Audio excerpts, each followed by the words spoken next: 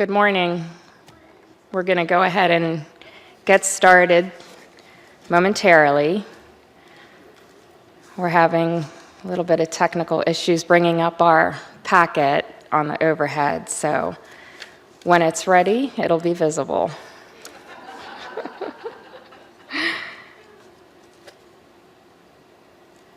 I want to welcome everybody to the September meeting of the ICD-10 Coordination and Maintenance Committee. My name is Maddie Hugh, and I will be speaking on behalf of Pat Brooks for the procedure portion of the meeting. Unfortunately, Pat was unable to be here in person today. I'd also like to announce our staff at CMS who are not in the auditorium currently because they're probably still signing people in at the front desk, but Noelle Manlove and Michelle Joshua are also part of our committee. And joining us on the phone lines a little later will be Rhonda Butler from 3M, who will review some of the addenda items and the key updates. So for those of you who have them with you, I'll ask you to turn to page 8 for your agenda and handouts packet, and we'll give a brief overview for those who are new to the process. The ICD-10 Coordination and Maintenance Committee meeting provides a public forum to discuss code updates.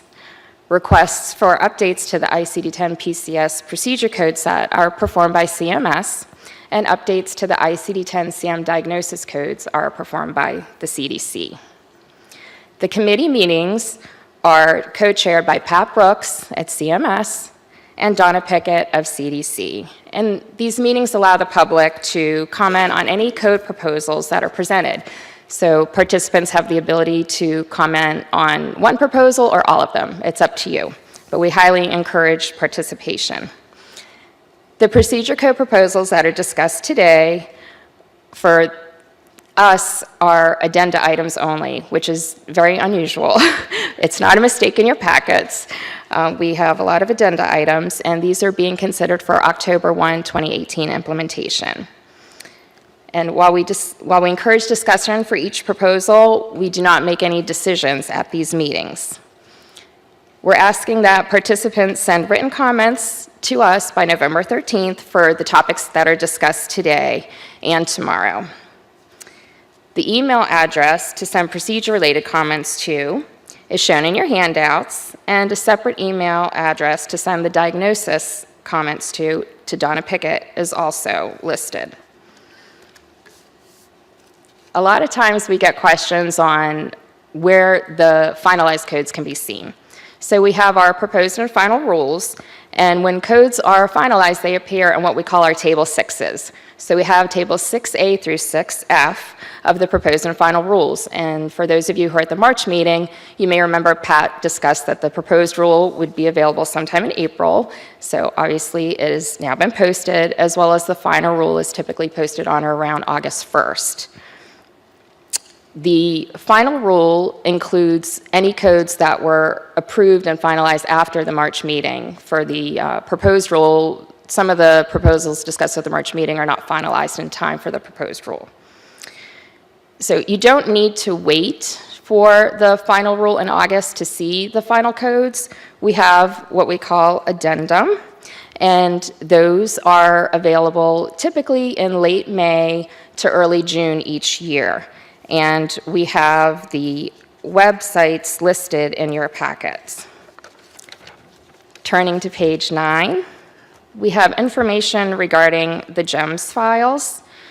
The fiscal year 2018 GEMS files for the diagnosis and procedure codes are listed at that link, along with other files. And this will be the last GEMS update. I want to repeat that. It is the last GEMS update. We stated when we created the GEMS files that they would be maintained for 3 years after implementation, and so this would be the last update. For people that are interested in submitting proposals for the March 2018 meeting, you want to submit your request by January 8th of 2018, and the email addresses to submit those requests for both the procedures and the diagnoses are listed. Public participation for these meetings is offered in 3 ways. You can attend here in person in Baltimore. You can listen to the proceedings through the free conference lines that are offered, and we do open up the conference lines so that people can comment over the phone now. And also, you can participate through the free live stream webcast. We ask that no matter how you participate, that you submit your written comments for today and tomorrow by November 13th for the codes to be implemented on October 1st. And now we got caught up. So I'll ask the moderator if you can open the line for Rhonda Butler, please.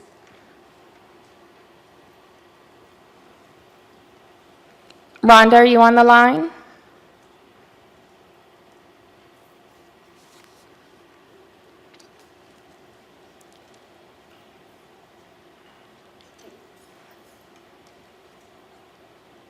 Can you hear me, Maddie? Yes, I can hear you. You want to go ahead and get started on the addenda? Sure. Good morning, everyone. We're on page 9 of the packet. Oh, we're now on page 10, excuse me. And I will briefly go through what's proposed for the index, body part key, and device key addenda. They're all listed here in one place as they will be displayed in the addenda files that Maddie mentioned are posted in June. So these are proposed, as Maddie said, for the next update. So that would be next June if they are put into effect. So any comments on any of these proposals, send your written comments to CMS.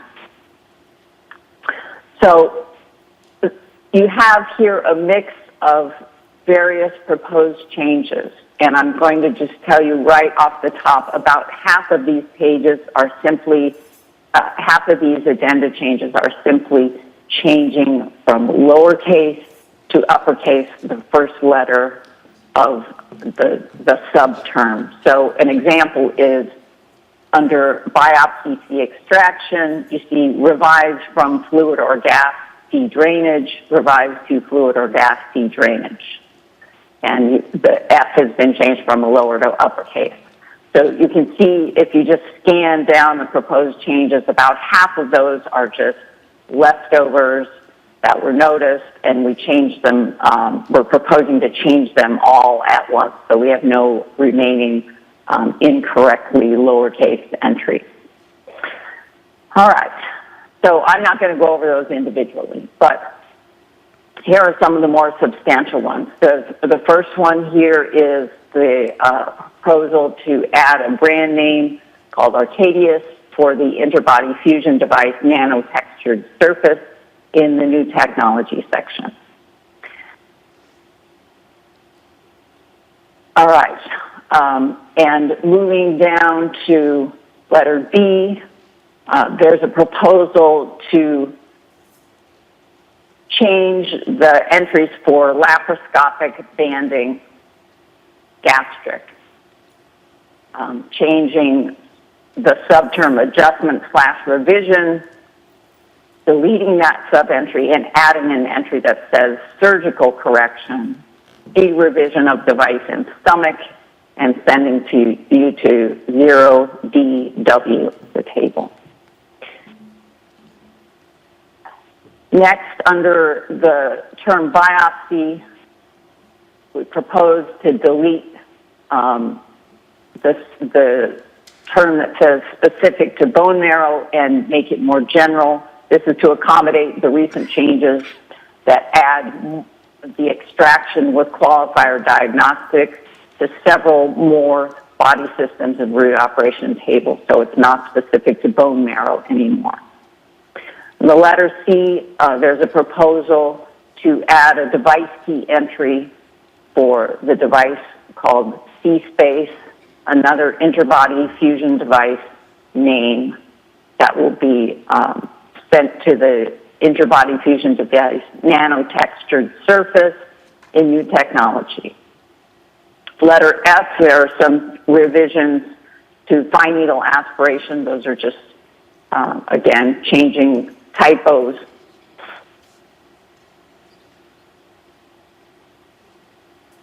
And then on page 11, under the main term hysterectomy, in addition to division or a revision of the lowercase to uppercase, there's I just want to point out, supracervical has been added because of the additional qualifier change. So just reminding everybody that that's in the index. That was a request that I remind everyone at this meeting that there's a new qualifier to specify supracervical hysterectomy. Letter L, again, the laparoscopic adjustable gastric banding, a similar change has been made at this term as well. Some more lowercase to uppercase.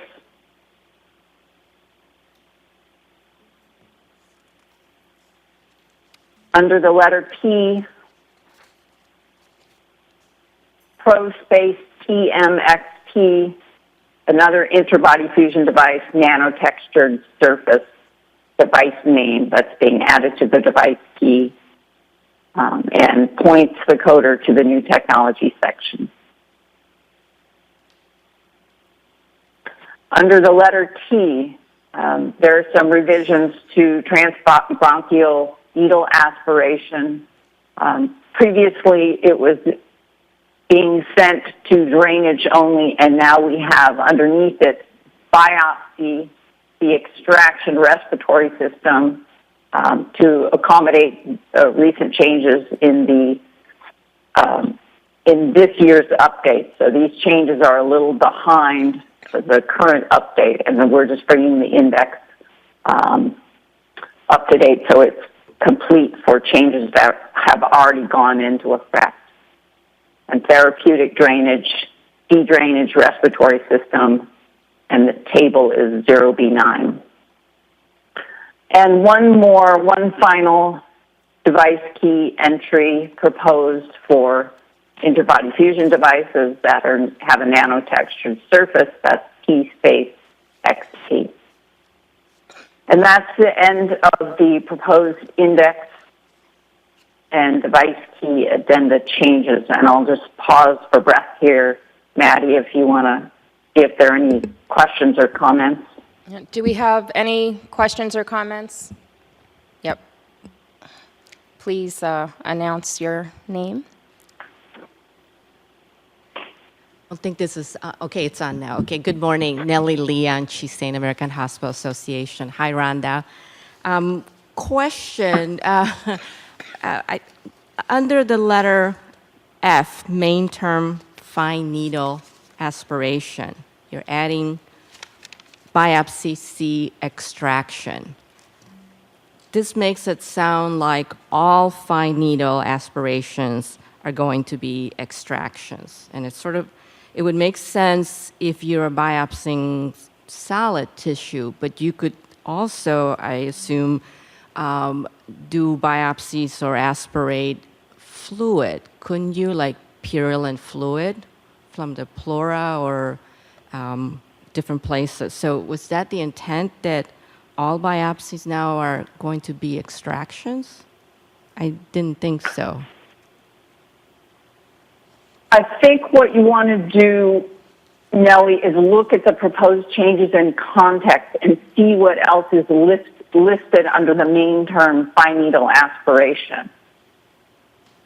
Because this won't be the only sub-term. So, in other words, fine needle aspirations that are documented as biopsies, this was the specific request for change. They're documented as biopsies, and they're fine needle aspirations. They would be coded as a diagnostic extraction rather than excision. But if Right. they're not biopsies and they're fine needle aspiration and it's liquid, as you said, they might be drainage.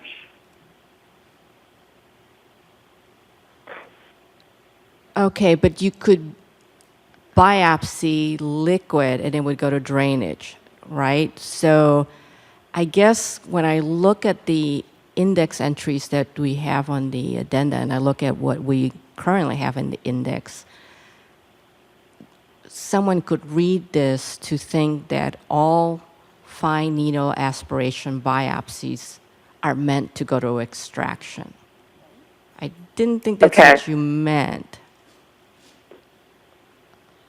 So how about this, Nellie? You know as well as anyone on the planet that we've been struggling with Yes, fine no, needle I aspiration, know. how to get this instruction clear. So maybe just write down your thoughts, your comments, and suggestions. And as you know, none of these are final, and we'll look at this one more time. Yeah, because I think I have the same situation under T for the transbronchial needle aspiration. And I agree. I realize the intent, but we also know that people sometimes rely too much on the index, and they're not going to be looking at the definitions of these root operations. And more importantly, they're going to have to try to determine or guess or whatever word you want to call it, that when they see documented fine needle aspiration, they're going to have to figure out what are they taking out. Is it solid tissue? Is it fluid? What is it? Ultimately, we know that these are all diagnostic where they want to biopsy, but the fine line is also that in some situations, and Rhonda, I think this is what you were talking about, in some situations it's going to be therapeutic, and by the way, we're going to do a biopsy just to see what's growing there or not. So we'll look at this and send some comments on some possible index revisions. Thanks. Thank you, Okay. Nellie. Thank you. Are there any other comments? Moderator, can you open the phone lines to see if there's any comments on the phones regarding the index? All lines will now be unmuted.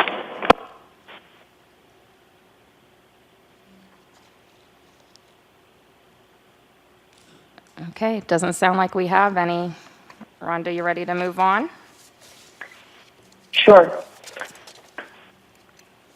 On top of page 12, we'll be covering the ICD-10 PCS table addenda. So these are suggested changes to the tables themselves to either add codes, delete codes, or revise code titles.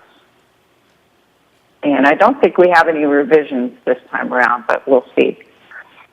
Maddie, just a word about the process here. Would you like me to pause after each one of these table addenda, or just after a chunk of them, like Axis 3, after I'm done with the root operation changes, stop? Yeah, why don't you go ahead and do a few at a time? Okay. So the first one we're going to be talking about changes to the Axis 3 of the code, the root operation value, and adding additional detail to the table. So the first change came from public request that in the ear, nose, and sinus body system, so that's body system 9, you add the root operation control for the body part nasal mucosa and soft tissue in order to distinguish between procedures that control epistaxis, nosebleed, from procedures that control bleeding in other places in the respiratory tract. And the example is shown down there, a snippet of what the table would look like if this change were made, right below the description of the change. All right, the next one is entitled Uterus Transplant. This was also a public request from 2016. the proposal is that in the female reproductive body system that we add the body part value uterus to the root operation transplantation table. It's already there in the table, so we're just adding the body part value for uterus to enable coding of uterus transplant procedures. And you can see the example down below. The right and left ovaries are there in the table, and we would be adding uterus. All right, those are the only two proposed changes to the root operation value. So I'll pause here and see if there are any comments or questions. We have one. Lynn Keene, Keene Consulting. I am concerned about the suggestion for control. And I understand that this was a public request, but I don't agree with the placement of this body part into a table in the ear, nose, and sinus body system. The root operation of control is actually designed to be found only in the anatomical regions in those three body systems, and for good reason. And I think that this is going to violate the integrity of the code set. I think a better suggestion would be to add a body part called nasal mucosa, soft tissue, and sinus, not forgetting the sinus, in the anatomical regions general control table, 0W3. And if there's some concern about where it's going to be placed in a DRG, just segregated in its own row, such as the oral cavity and throat is now segregated in its own row. I understand that coders find it difficult to understand that the nose is part of the respiratory tract, and so it makes sense to assign this its own body part to help with that, but attaching it to the ear, nose, and sinus body system, I believe, is incorrect. Thank you, Lynn. Do we have any other comments from the auditorium? Moderator, can you open the phone lines? Do we have any comments? All lines are now unmuted.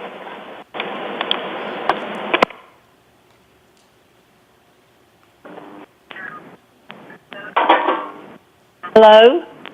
Yes. Do you have, I don't have a comment. Anyone else having trouble getting to the live broadcast? we're hearing yes. Yes. Yeah, the webcast is not working. Okay, thank you. Hello. Hello?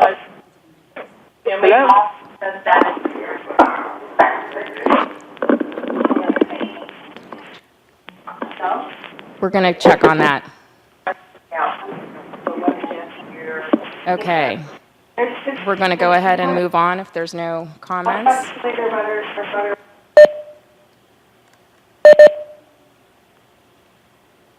Rhonda, you ready to move on? Yeah, can you hear me, Maddie? Yes. Okay. We're at the changes in Acta 6, the device, and we're at the top of page 13. The proposal is called Creation Without Using a Device. This was another public request, and this is really a follow-up request from the early changes, I think it was 2 years ago, to the root operation creation. It was pointed out that for the root operation creation tables for the heart and great vessels body system, the request was to add the device value Z, no device, to those tables. And so that enables capturing the correct detail for procedures where additional materials such as graft or synthetic material are not used in performing the creation procedure, where you're creating, for example, an atrial valve or a mitral valve from an atrial, or an aortic valve, or mitral valve from an atrioventricular valve. And you use the existing tissue, you do not use grafts. And the example is shown just below the description. Next one, partial knee joint replacement unicondylar. This is also a follow-on from a change that was proposed several years ago, that in the lower joints body system, that the fairly recent new device value, synthetic substitute, unicondylar, the proposal is to split that into two more specific device values. That existing device value would be changed to specify that it's the lateral condyle, and in addition, a new device value for the medial condyle would be created, and a device value for the patellofemoral portion of the joint would be created. So revising the existing non-specific device value and adding two new device values, one that specifies the medial condyle and one that specifies the patellofemoral surface of the joint in the root operation replacement. And then at the top of page 14, that's where the example table shows you what those changes would look like. All right, the next one is a proposal to delete the device value Z, no device, from the root operation tables for replacement of the upper joint and replacement of the lower joint. The idea being that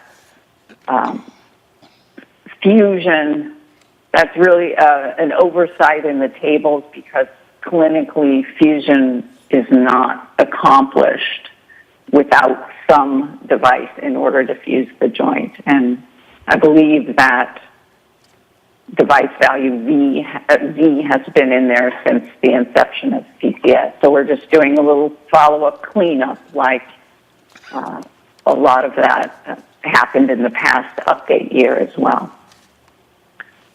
And the example table spans the bottom half of page 14, and it also goes on to the first portion of page 15. So those are all the changes specified for the proposed for the device value, and I'll pause here for questions or comments. Yes, we have some in-house. Come on, ladies, I don't want to be up here by myself. It so rarely is, though. Linda Holtzman, Clarity Coding. I actually just wanted to thank you for removing the Z, no device, from the spine fusion table. I think that's been very confusing for people that it's there. And of course, Rhonda is correct. You can't do a spine fusion without some kind of device, at least bone. So if you don't put bone down, it's not spine fusion. So I wanted to thank you for this specific change. And also, it's been my observation over the past couple of years that CMS has been working to remove either values or codes that theoretically don't work. That's so that's a good step on your part. So well done. Thank you. You're welcome. Okay, we have additional comments? Nellie Leon, she's saying, well, so it turns out it was a different comment than Linda's. So, yeah. So, question, the creation without using a device, the definition for the root operation, putting in or on biological or synthetic material, it seems counterintuitive to that definition to then say that there is no device, and the rationale says that then you can use these codes for procedures that don't use any material, additional material, graft or synthetic. So are you changing the definition of the root operation creation? Because that would be because you're saying you're putting in something biological or synthetic, and now you're saying you're not putting anything. What am I missing? Nothing. Maddie, do you want to take this, or do you want me to answer? Well, I can just... I yeah. just want to agree with you, Nellie, but go ahead, Maddie. Oh, no, I was basically going to state the same thing, but we've received requests not to further modify any more definitions of root operations. And so I think in the context for this specific root op, it's kind of a given that the implication is no device is going to be your own tissue. I don't know that we need to specifically Well, but biological modify doesn't that. necessarily mean that it's not your own tissue. Right, so are you, So I guess what I'm saying is that when you put out an explanation of the change or what you're doing, I think to say that you're not putting a material. so you're suggesting that we further modify the root up?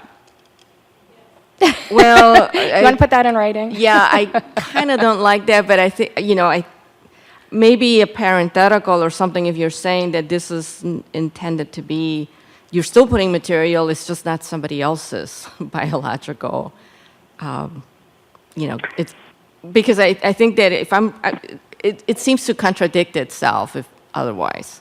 I'm not sure about changing the definition of the root Okay. operation, because I understand wanting to maintain the system stable and not keep changing the foundations. But I guess I got to think about this because I'm not even sure that I like that it goes into this root operation altogether. Okay, did you have anything to add, Rhonda? Only a reminder to the audience that this root operation definition was modified when creation was applied to the heart and great vessels body system. So everybody take a look at what it was like the year before. So I'm thinking 3 years ago, when creation was only used to create genital organs for sex change operations, for gender reassignment surgery. So what we need to do is, sometimes when we make changes, we need to do further tweaks to make sure it works across all the consequences that we've created here. And so I think we're in this situation.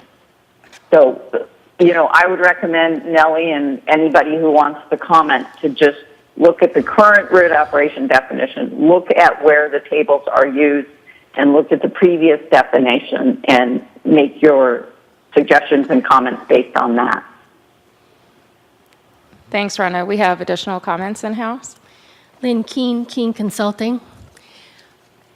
I fully agree with you, Maddie, that we have to stop changing the definitions of root operations because this is where we get in trouble. And this proposal has serious issues, as Nellie has pointed out, but it's far deeper than that. The original request to be able to identify procedures performed on the truncal valve and the common AV valve led, unfortunately, to this change.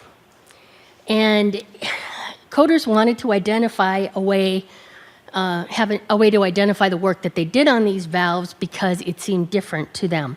However, they innocently made this request without thinking what it would do to the code set. So please bear with me as I just describe what happened, okay? When this root operation change was made, it now has caused the code set to no longer meet one of the 4 requirements that were originally identified. The completeness requirement says there should be a unique code for all substantially different procedures. And since this has been implemented last year, that's no longer the case.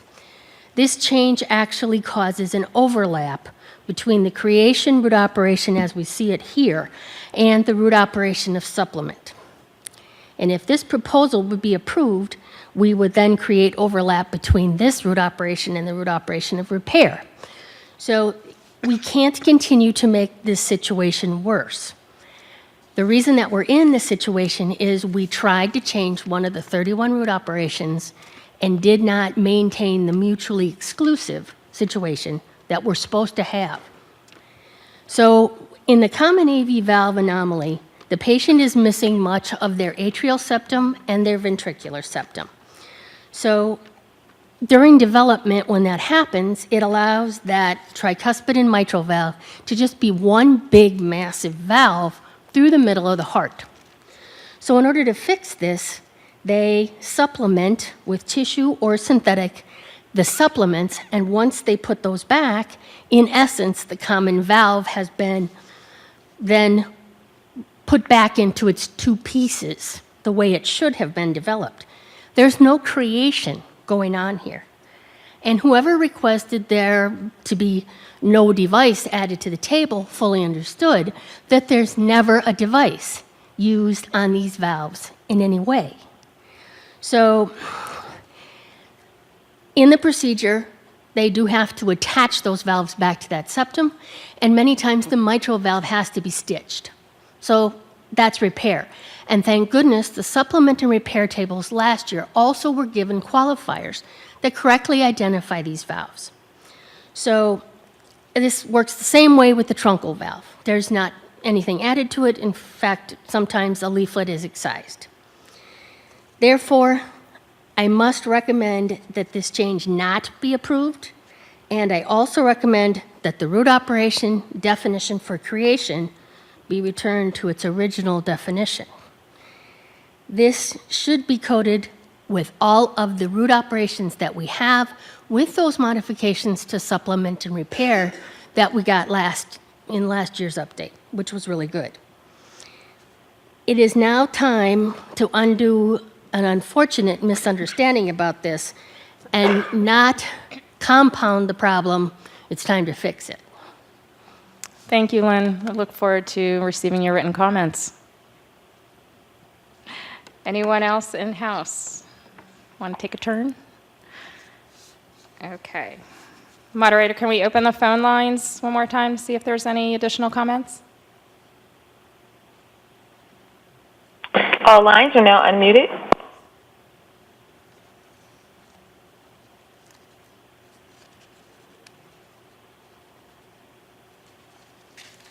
Okay. Rhonda, did you have any follow-up comments?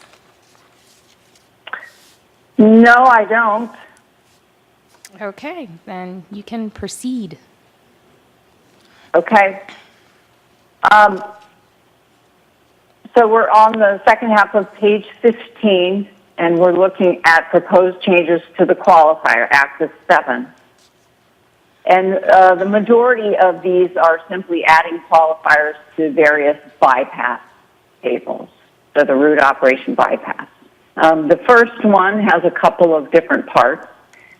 In the heart and great vessels body system, the proposal is only for the body part value of the descending thoracic aorta to add qualifier values for the lower extremity artery, and that enables to capture detail for bypasses that are limb salvage procedures that extend all the way from the thoracic aorta to the lower extremity arteries, such as the femoral. Then in the second half of this, did I get the other qualifier here? It's a long one. I was skimming over it. Oh, there also is a proposal, the very first sentence is to add the qualifier value abdominal artery for that same subset for all the device values. So the two in the code specification, we're talking about the qualifier values F, which is abdominal artery, that's already existing in the table. So the proposal is just to add that to the thoracic aorta, the descending thoracic aorta, and then a new qualifier value called lower extremity artery. Then in the second half of this proposal, it's the second paragraph that continues on to page 16. The proposal is to add additional device values, or the axillary artery and the brachial artery for these tissue device values, zooplastic tissue, autologous venous tissue, and autologous arterial tissue. So those qualifiers, axial artery and brachial artery, are already in the tables. The proposal is just it's a follow-up proposal to complete that specification so that all device values are available. All right, and the examples are shown in two separate sets there, so the example tables are not reflective of the current PCS tables, but they're just, the display is just meant to show you as clearly as possible what the two proposals are. So they match the description that I read there rather than what the tables look like. It's been simplified there because, as you know, the bypass tables in table 021 are quite complicated with lots and lots of rows. All right, the next one is bypass of the axillary artery to the abdominal artery, and that's in table 031, so the upper arteries body system. The proposal is to create a new qualifier value, abdominal artery again, and this would be applied to two body part values, right and left axillary artery. And this change is meant to facilitate capturing additional detail for procedures where you're bypassing from the axillary artery to something like the superior mesenteric artery, any of the abdominal arteries. And then on page 17, the top of page 17, that shows you the example of what the row containing the two axillary artery body parts look like with the additional new value for abdominal artery added to the qualifier. All right, the next one, we're on the bottom half of page 17, is to bypass the common carotid artery to other upper artery. So this is kind of an NEC type qualifier to capture when the common carotid artery is bypassed the various other upper arteries that aren't explicitly given their own qualifier value, such as the example given in the request was the subclavian. And the example is shown there at the bottom of page 17, what it would look like with the new qualifier value added.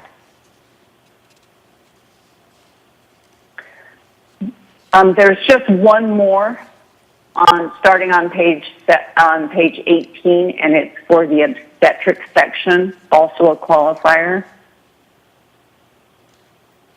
The proposal is in the root operation extraction table, 10D, to revise the current qualifiers. The qualifier values for obstetric extraction, and basically we're talking about cesarean section codes here. To revise the current qualifiers that say classical to high and low cervical to low. And basically the request is coming because those are more consistent with the current definitions and clinical use of terms. And you can see how those are depicted in the example table just below. So instead of classical and high, it would say high, and instead of low cervical, it would simply say low. And that's it for me, and Maddie, if you have any questions or comments from the audience. Yep. Do we have any additional comments on the last of the addenda items that were just discussed? Okay, we don't have any in-house. Moderator, can you open up the phone lines? See if there's any comments on the addenda? All lines are now unmuted.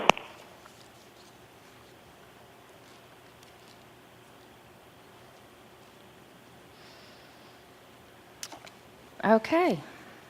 Doesn't sound like we have any. We just have one closing remark here. If you turn to page 19 in your handouts, we have a re-release of the MSDRG version 35 software that is now available on our website. It is the MSDRG Grouper mainframe and the MSDRG Grouper and Medicare Code Editor PC version 35 that can be downloaded now. You may remember Pat announced that NTIS is no longer providing the software, so we're making it publicly available for free for download on our site. So you can see the link that it is available at, and this will continue moving forward. So each year on our final rule homepage, under the related link section, you should see a link to download the software. There is also an errata document that is available that outlines some of the updates that have been made to the software, as well as the MSDRG definitions manual. There is also updated HTML and text versions available on our website, and the definitions manual does contain the complete documentation of the grouper logic. Do we have any last comments on anything related to the procedure code proposals? Okay, I'll assume there's none on the phone. Okay, at this time, I'd like to turn it over to Donna Pickett.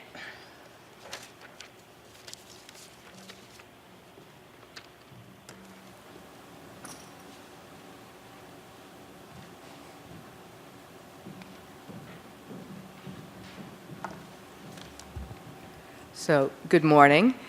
Some of my remarks will sound very familiar because you just heard them from Maddie, but it's unusual that we're actually within the space of an hour going to give our respective welcoming remarks. So, welcome to Baltimore, and now we're going to start to cover the diagnosis issues. But before we launch into the topics, again, a couple of reminders about due dates. For comments, written comments for this meeting, we'd like to have those in no later than November 13. And as Maddie indicated, you don't have to wait until November 13. You can actually get them in sooner. And in some instances, the sooner, the better. It also saves us the time of getting slammed at the end and then trying to reach out to you guys right before the holidays when nobody's around to get clarification about some of the comments, because we do follow up. In your timeline, you also have the deadline for receipt of new proposals for the March meeting, and that is, oh my, I've lost my place here. January 8. Again, you may want to consider doing those things before heading off for holiday. It's amazing how many people after the holidays and they miss the deadline, and we get phone calls and emails about can we still submit, can we still submit? And the answer to that would be no. So please adhere to the deadlines. I will also mention that though I think we early on anticipated that the number of new proposals we would be receiving after 10CM and PCS were implemented, that the numbers of proposals would drop off. You can hear my staff up here chuckling because, in fact, the reverse has happened. We're actually getting more proposals, not less. What we're seeing is people seeing the opportunity to provide more specificity by having unique codes. Obviously, an opportunity they did not have in the waning years of ICD-10 CM. And the other interesting thing we're seeing is that people are submitting proposals for the same topic. So in some instances, we're getting 4 and 5 different proposals from different entities, all touching the exact same codes. So it would be most helpful on our end to actually start getting those proposals in as soon as possible so we can try to start to reconcile the proposals, because interestingly enough, where sometimes we think HIM, we all kind of think alike, we can guarantee that that is not the case. And we have one proposal that will be presented tomorrow where we actually have received 5 separate comments on creating codes on one given topic. So reconciling those is quite interesting, and also having to follow up with all the submitters to see if we can actually find a perhaps alternative proposal that is a consensus proposal that the various submitters interested in the topic can come to agreement on. For the ICD-10 CM files, again, all of you already know that the files have been posted, and to also repeat what Maddie said earlier about the GEMS. The FY 2018 posting is the final. It is the last posting. A lot of people keep thinking we're going to change our mind, that we were just kidding. No, it is the last. But again, for those who are looking at trend information, all of you will have noted that we've started posting the conversion tables again. And those will be maintained just as we did with 9CM for the duration of the code set. So you get one thing that goes away, but you still have yet another tool to assist you in looking at your trended data.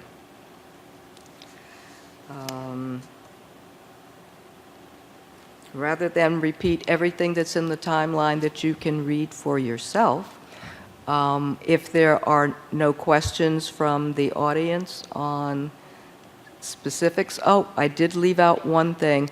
I'm not sure how many of you have visited our website recently, but we have posted within the last week and a half updated coding guidance relative to healthcare encounters following hurricanes.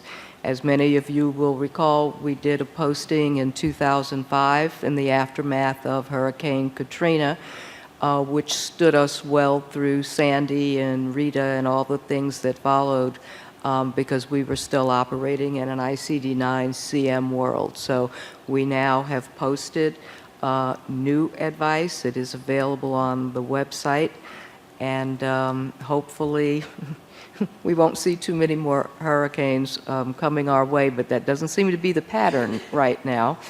It was written for Harvey, but now we have Irma and other threats that are on our doorstep, hopefully none of which will happen, and people will continue to remain safe even though there is a devastating loss of property.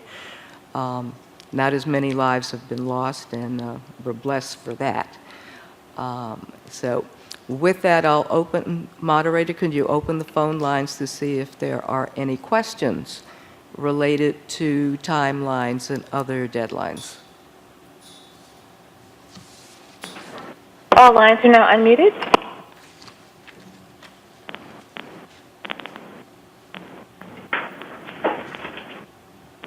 Okay, hearing no questions, we'll actually now start moving into topics, and I'm going to turn the podium over to Tracy Ramirez, who will lead us in discussion on her topics. Tracy?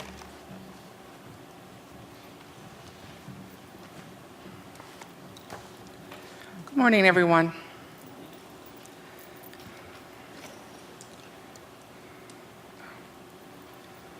Let's see, can we all turn to page 46?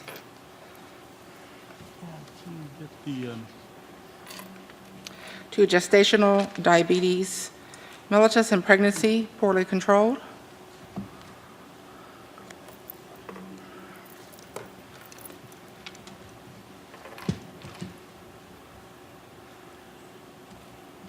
Okay, thanks, David.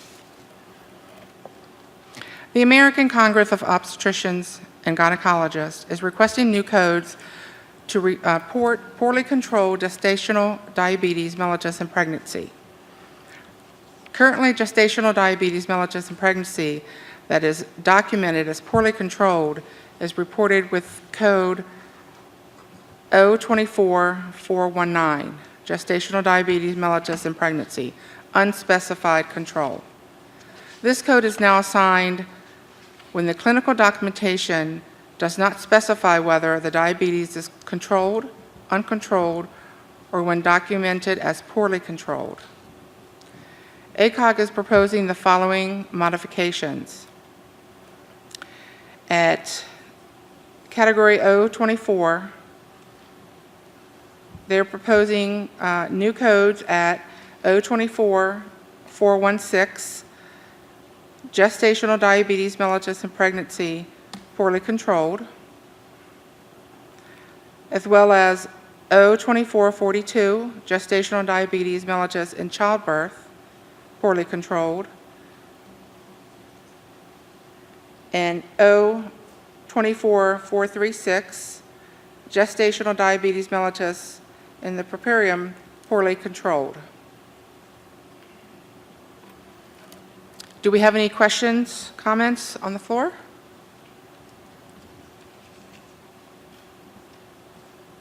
Moderator, could you open the phone lines? All lines now unmuted.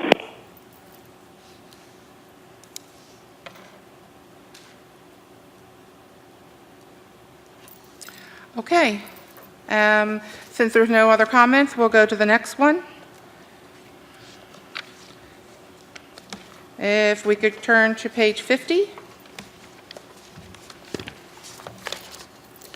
This topic is a re-presentation. It was originally presented at the March 2017, and what we're re-proposing today is just to add use additional code note at the 086.04, use additional code to identify the sepsis, as well as in code 08609, we are adding the word surgical to the infection of obstetrical surgical wound infection, other surgical site. And this will is kind of related to another topic that will either be discussed today. So they kind of, this is for the OB, as the other one will be for just regular infection of surgical wound. Are there any questions on the floor regarding this one? Operator, could you open the phone lines? All lines are now unmuted. There are no questions at this time. Okay. If now everybody could go to page 67.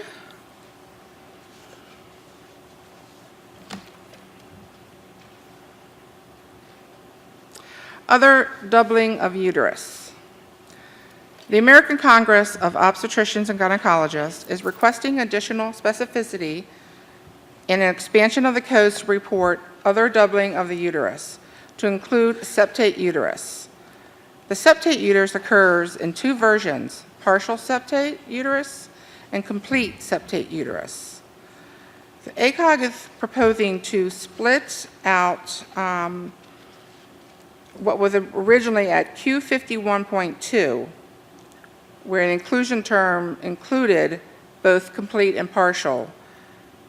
And now we are having unique codes for at Q51.20, other doubling of uterus unspecified, to include inclusion term for septate uterus unspecified. Also new code at Q5121, other doubling of uterus complete, as well as new inclusion term for septate uterus complete. At Q5122, other doubling of uterus partial, as well as inclusion term septate uterus partial. At Q5128, other doubling of uterus other specified, as well as inclusion term of septate uterus other unspecified. At Q5129, other doubling of uterus unspecified, as well as inclusion term of septate uterus unspecified.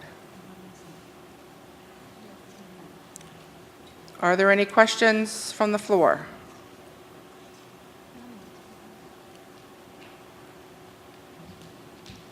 Operator, could you open the phone lines?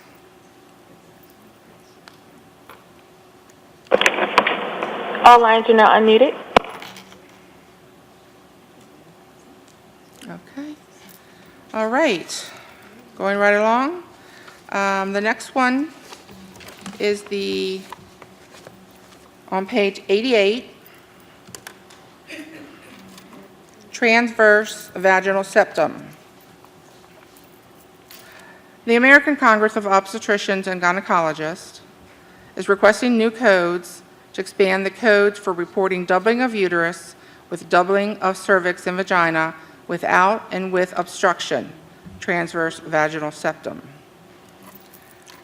ACOG is requesting expansion for the code for doubling of uterus with doubling of cervix and vagina without and with obstruction, transverse vaginal septum, to differentiate between varying degrees of complexity of this condition. The proposal was originally submitted in 2015. However, NCHS had questions about the proposal and requested ACOG support in refining the proposal and eliminating definitions in the code descriptions. A transverse vaginal septum is a congenital anomaly of the female reproductive tract. This is a disorder of the vertical function between the Mullerian ducts and the urogenital sinus system. The prevalence is reported to be 1 in 30,000 and 1 in 84,000. The degree of malformation runs from a simple, low, thin septum to almost complete vaginal agenesis with only a small functioning upper segment of the vagina. A transverse vaginal septum can be composed of fibrous connective tissue and the vascular muscular elements with the lower surface covered by squamous elements. The transverse septum can be complete, obstructing, or perforate, non-obstructing, while the literature typically quotes the location of the transverse vaginal septa as low, incidence of 14%, mid 40%, and high 46%. From John Rock's classic paper, this may reflect the experience as a tertiary referral center. The incidence of low transverse septa may be underreported if this condition is commonly repaired by general gynecologists. So ACOG is requesting the breakout for low transverse vaginal septum, mid transverse vaginal septum, high transverse vaginal septum, with obstructing and non-obstructing. David, could we go to the codes, please? Certainly. Okay. Excuse me, I have very dry mouth this morning due to medications. At Q52, at category Q52, at Q52-1, we are changing the excludes one note to an excludes two note. And we are creating a new subcategory of Q52-1A, transverse vaginal septum, low, not obstructing, as well as low, not obstructing simple at Q52-1A, 0, at Q52-1A1, transverse vaginal septum, low, non-obstructing complex, and Q52-1A9, transverse vaginal septum, low, not obstructing, unspecified. At new subcategory of Q52-1B, transverse vaginal septum, low, obstructing. At Q52-1B0, transverse vaginal septum, low, obstructing, simple, as well as Q52-1B1, transverse vaginal septum, low, obstructing, complex. And Q52-1B9, transverse vaginal septum, low, obstructing, unspecified. And the next subcategory would be Q52-1C, transverse vaginal septum, mid, non-obstructing, with Q52-1C0, transverse vaginal septum, mid, non-obstructing, simple. Q52-1C1, transverse vaginal septum, mid, non-obstructing, complex. And Q52-1C9, transverse vaginal septum, mid, non-obstructing, unspecified. And at creating new subcategory Q52-1D, transverse vaginal septum, high, obstructing, transverse vaginal septum, mid, obstructing, simple, transverse vaginal septum, mid, obstructing, complex at Q52-1D1, and Q52-1D9, transverse vaginal septum, mid, obstructing, unspecified. And the next two subcategories are relatively the same.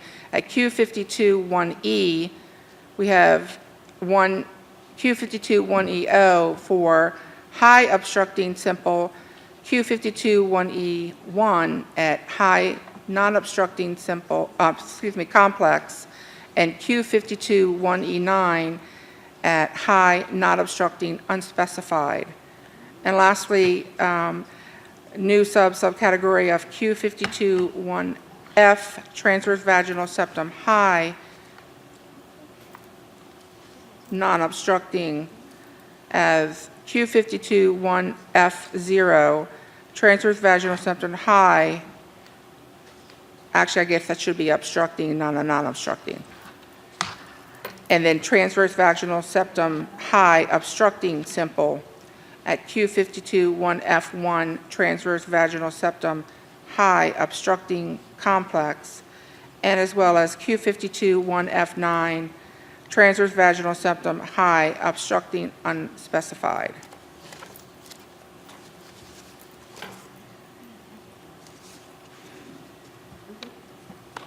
So I'm sorry, at Q52-1F, it actually should be just obstructing, not non-obstructing. So we will make that justification. Are there any questions from the floor?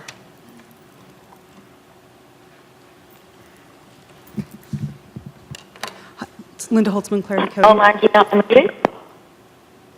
What? Hi. Hi, Linda. I'm not sure I'm following this. Could we scroll up? What do you plan to do with Q52.11? You can't just leave it as transverse vaginal septum. It would have to be transverse vaginal septum unspecified, presumably? Okay. I mean, if Q521A and Q521B, they're on the same level as Q5211. Correct. So presumably Q5211 would have to be transverse vaginal septum unspecified. It's not Okay. specified whether it's obstructing or non-obstructing or low or high or whatever. So that's my first question. My Okay. next question is, I guess this is really a technical point. Why are you using letters? There's plenty of room to use numbers. Why not just say Q52.13, Q52.14, 15, 16? We usually start using the letters when we run out of numbers. True. Was there a reason, or it just came up like that? My suggestion would be that we stick with that and say Q52. We have Q5211, Q5212 we have now, and then why don't we just say Q5213 instead of Q521A, Q5214 instead of Q521B. Okay. And then finally, I always get nervous when we have descriptive terms like simple and complex, Yes. because then people start arguing over what do you mean by simple, what do you mean by complex. I mean, we can explain low and high and mid. I mean, that's an anatomical issue. But simple and complex, they're sort of, just descriptive. So, and so I was reading in the proposal what they were referring to as simple and complex, and they seem to be referring mostly to one requiring a simple procedure and the other requiring a simple or a complex procedure. Well, that doesn't have anything to do with the diagnosis classification. Okay. So I'm not sure that this is the place to differentiate simple versus complex. I mean, I understand where ACOG is going, but I think they can get there through a different route, mostly the procedure codes, as opposed to the diagnosis code, if that's how they really are differentiating simple versus complex. And I agree it's worth differentiating. I'm just not sure it's worth doing it here in the diagnosis code set.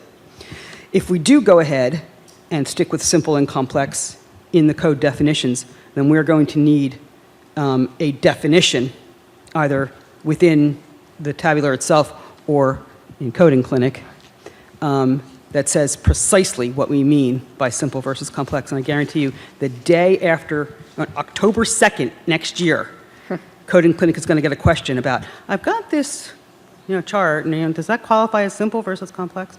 So I would stay away from that entirely. Okay. And I think it would just be easier just to say low, non-obstructing, Q5213, and not break it out to the sixth digit at all. Ray, would you make sure you put that in writing?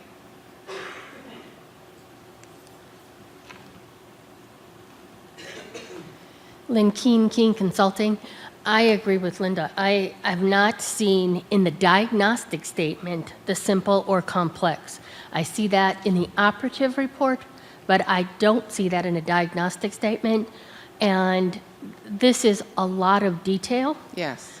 I do see the low, the non-obstructing, obstructing, high, mid, all of that sort of thing, but I don't see the documentation to support those codes. Okay, great. Thank you so much.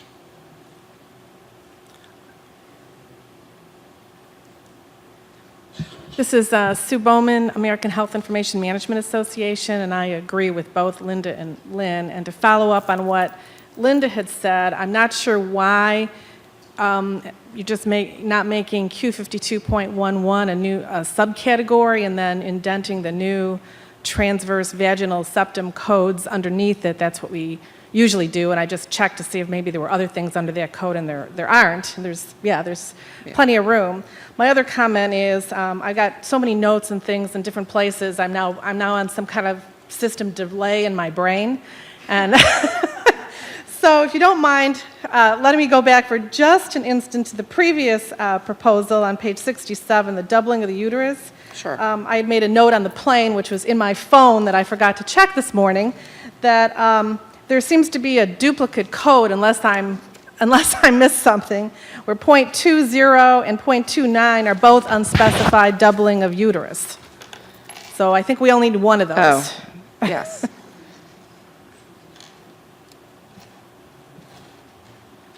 Thank you, Sue.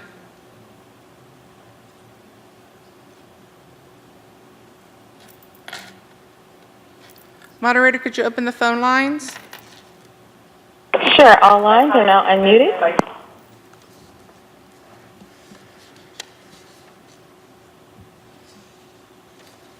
I agree with the many people who have talked about the simple versus complex, and I think from a coding perspective, is it the intention that the coder will be able to tell, if we do decide to keep simple and complex, to tell based on a procedure that's being done that they should be selecting simple versus complex, or will it be that the physician is going to have to document simple versus complex in order for them to be able to pick the appropriate code? Okay.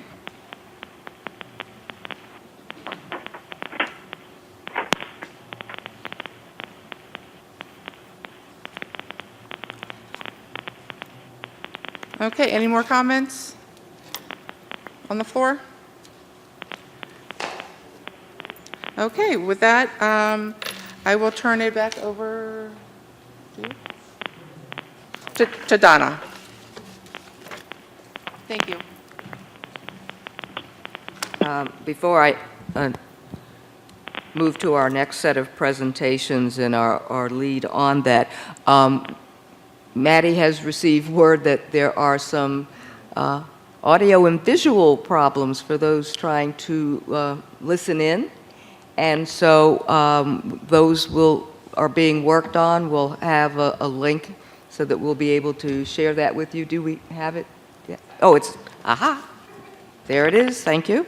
That's what I didn't look down. Okay. Well, there are two ways that you can access this. And I'll try to read this slowly. The first is the YouTube stream. And that is http as in Peter S // www.youtube.com/watch WATCH V as in Victor =, S as in Sam 6 G as in George, 6. E as in Eagle, N as in Nancy, Z as in Zebra, and that's a capital Z. 3, capital T as in Thomas, capital I. So that's the URL for the YouTube stream. And then on the CMS YouTube homepage, it's https:// www.youtube.com/user/CMSHHSGOV. That's V as in Victor at the end.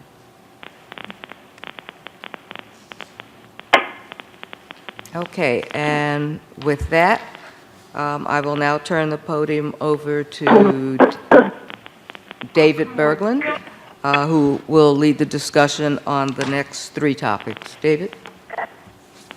Are you coming here or going to do it from there? I'll come up there, yeah. Okay. And I'll be figuring out which pages to jump to here. I'll go ahead and do that first.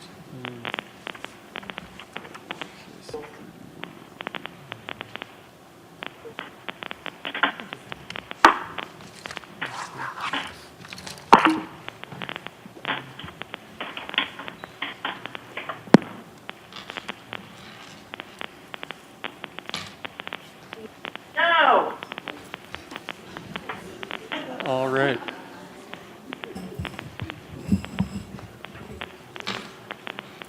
Okay, we're now on page 31 in the topic packets for those following along. And we have the coma scale, and we're going to look at all the Glasgow coma scale codes, and particularly at the one on the coma scale best motor response abnormal, which we're adding the word flexion at the end there. Glasgow Coma scores have been widely used following traumatic brain injuries. These are useful in predicting outcomes. We've had ICD-10 CM codes related to Glasgow Coma scores that have been in use for some time now, and we have had a number of comments related to these codes. Based on input from multiple sources, it's proposed to make certain changes here for clarity and ease of use.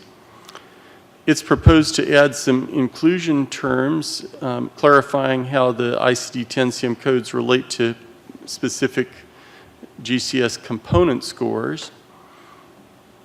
And also for the code R40.233, the Coma Scale Best Motor Response, the title currently just having an abnormal there. It's proposed to change the title, adding it abnormal flexion.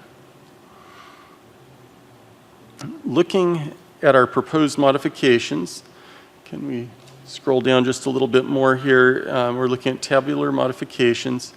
This is at R40.2, coma, and 0.21 is the Coma scale for eyes open, that component.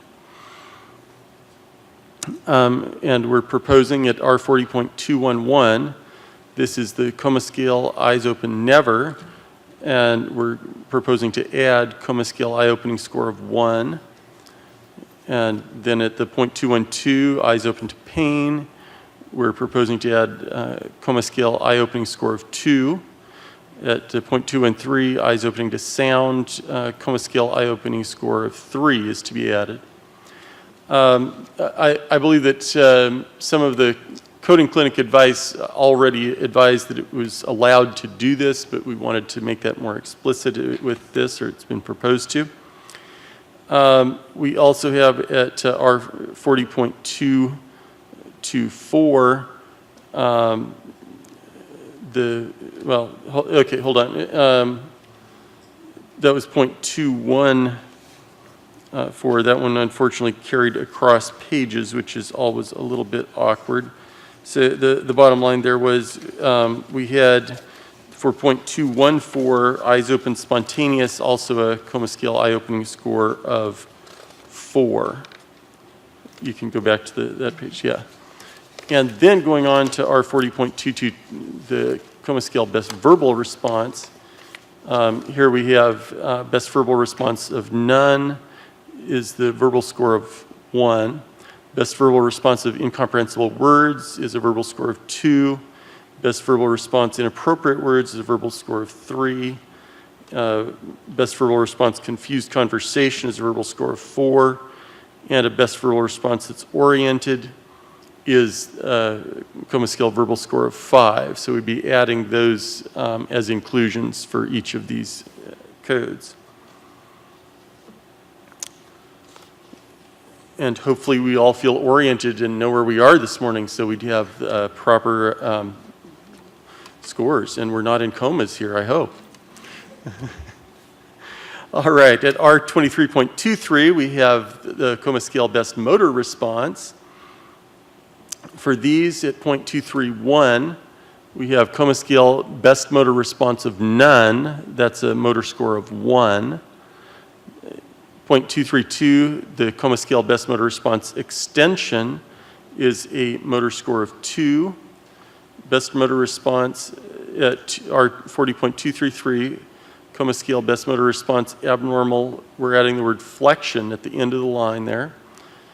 And we're also revising this. It had read abnormal flexion posturing to pain are noxious stimuli. And it had said 0 to 5 years of age. That's for the pediatric scores. It should be 2 to 5 years of age. Now that is parenthetical in any case. We're also adding there an entry for Coma scale motor score of 3. So hopefully this will help clarify how these work for people. Let's go on to the next page, Tracy. And here we have at R40.234, this is the Coma scale best motor response with flexion withdrawal. We're adding that's a Coma scale motor score of 4. For .235, best motor response localizes pain, we're adding that this is a motor score of 5. For .236, best motor response obeys commands, we're adding coma scale motor score of 6. So we're adding a number of things. Much of this is just addenda-style changes, along with the one code title change. So these are proposed changes. Again, we've had input from a number of sources on these. So we're proposing to make these changes that we show here. Any comments or questions on these?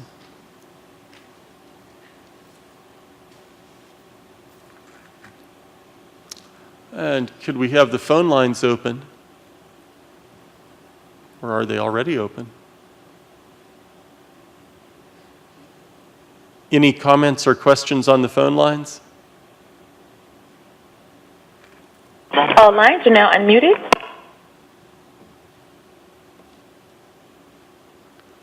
All right. Well, hearing no questions there. Oh, is there a question, or was that just a comment or something? Or someone who didn't realize that their phone was unmuted at the moment? Well, hearing nothing further, we can go back to muting the phone lines, I believe, and we can move on. So, next, I'd like to look at central visceral adiposity. We'll go back to page 30.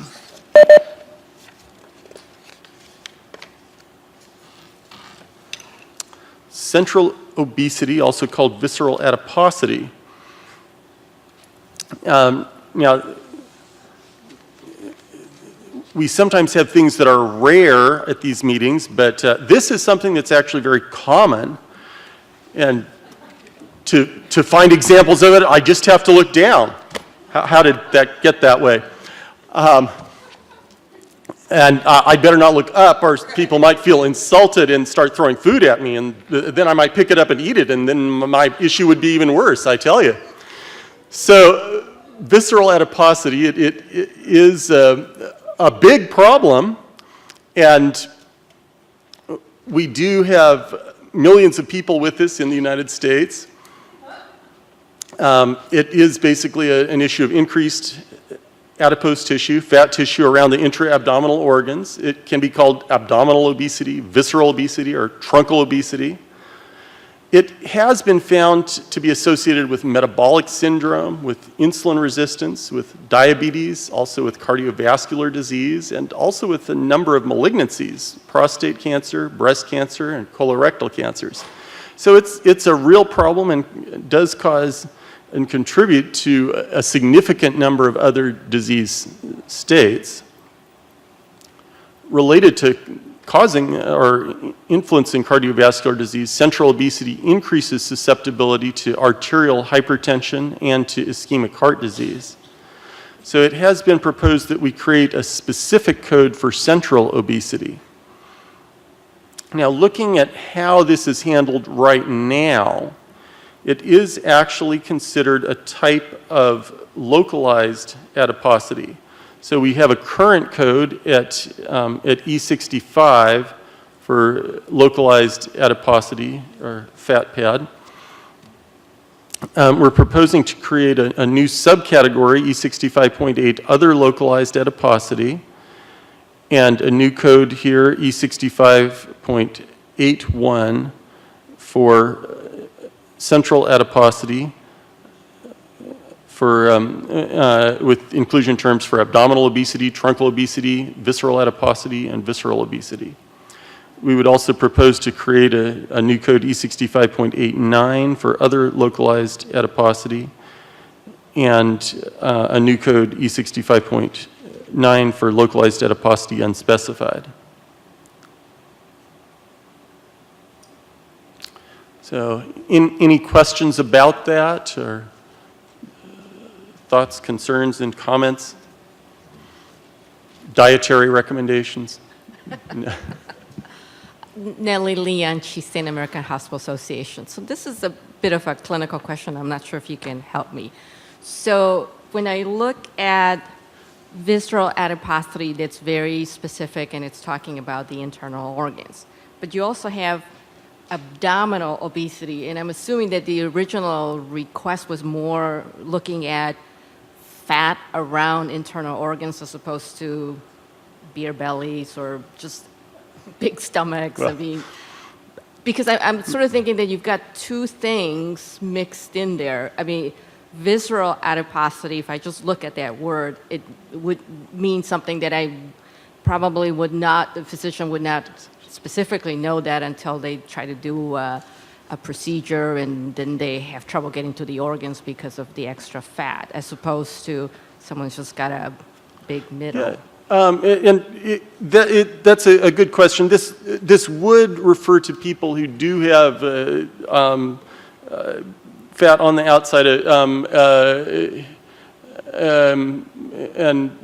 abdominal paniculus, for example, things like that. So it does include that, or significant amount of fat that's outside the abdominal cavity also. Well, now, stepping back, you mentioned beer belly, and to me, actually, a beer belly, I would think of someone with ascites because they've got liver disease. And that's another reason for that abdomen expanding, as it were, but of course, it's quite a different one at that. On the other hand, though, the abdominal obesity is one of the things that is something of a hint that you do have more of an issue that you've got to worry about. And partly it is related to fat distribution. They sometimes do call it an android fat distribution also, meaning it's more like males who get it more than females. Although I don't know that we'd want to go there, because if we were talking about android fat distribution, I know there's people who would be thinking we'd better be also adding things for their iPhone fat distribution or something, and we don't want to get confusion like that, of course. But in any case, the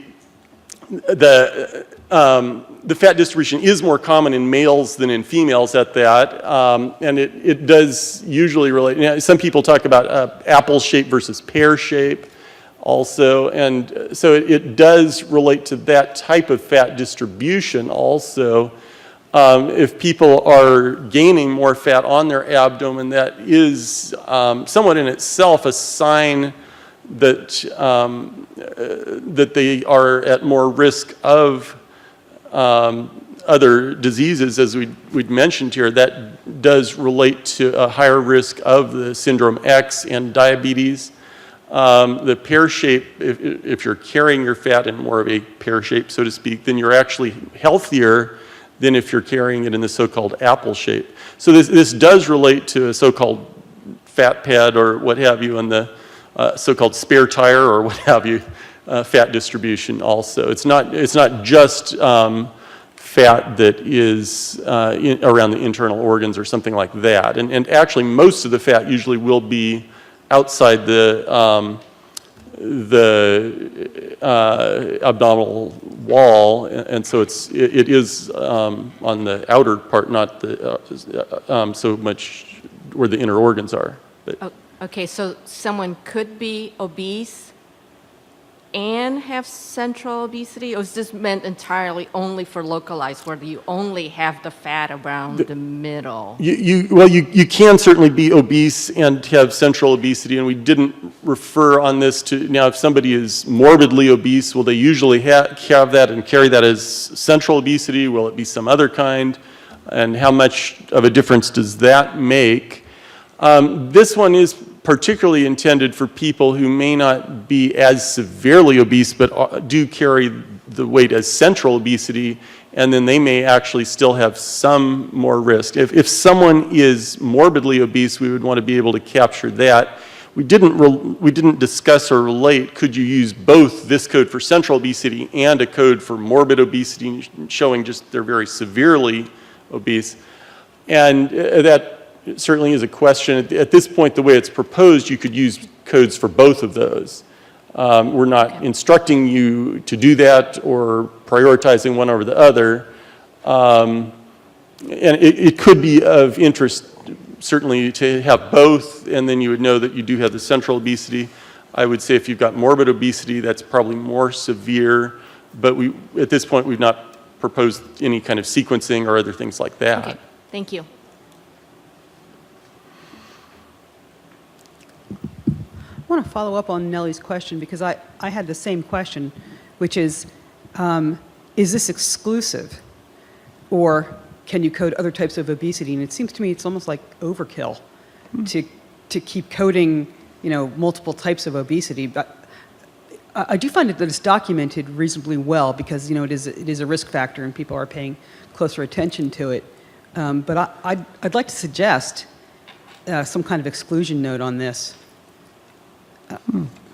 So you would suggest an exclusion and not use this with the other types of obesity? You'd say? Yeah, I do feel that way because you said that the intent here is to capture patients who specifically have, this belly roll. In fact, I think you should include belly roll as an inclusion term here.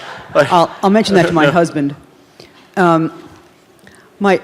My other question is, I oftentimes will see in the history and physical where they won't give the patient a diagnosis of obesity per se. In other words, that's not one of the listed diagnoses, but in the history and physical they'll say obese abdomen, and we often get the question, can I code obesity based on just this statement of obese abdomen?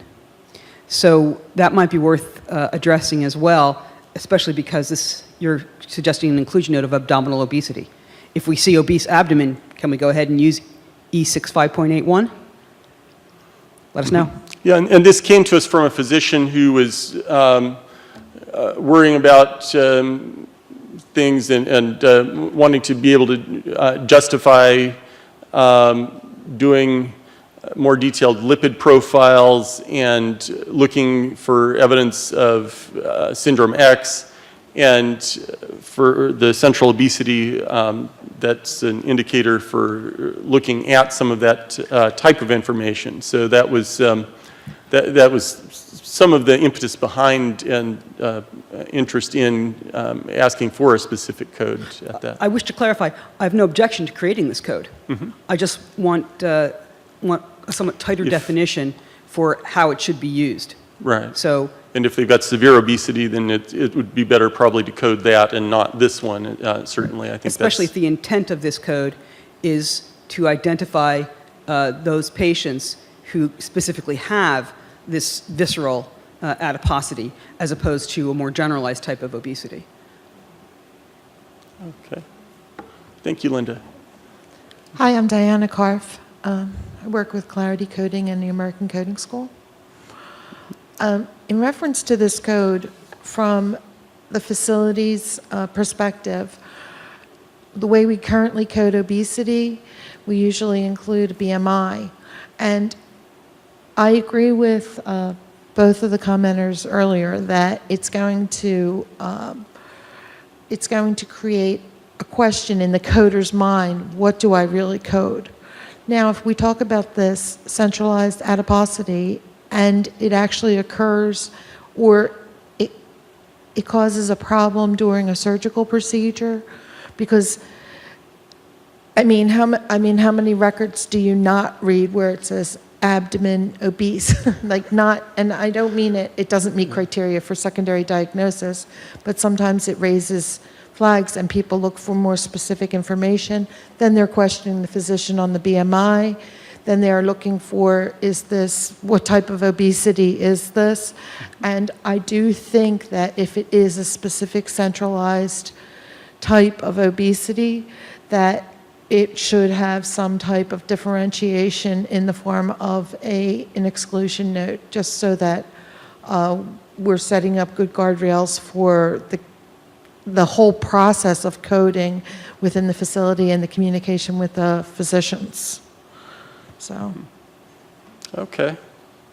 So those are things to consider.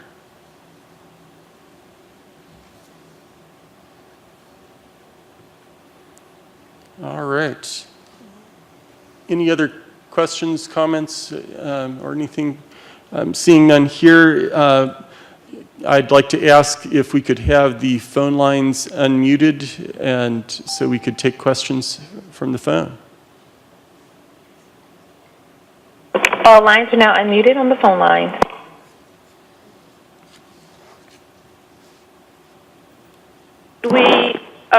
Would we add the BMI reference to add that with these obesity codes?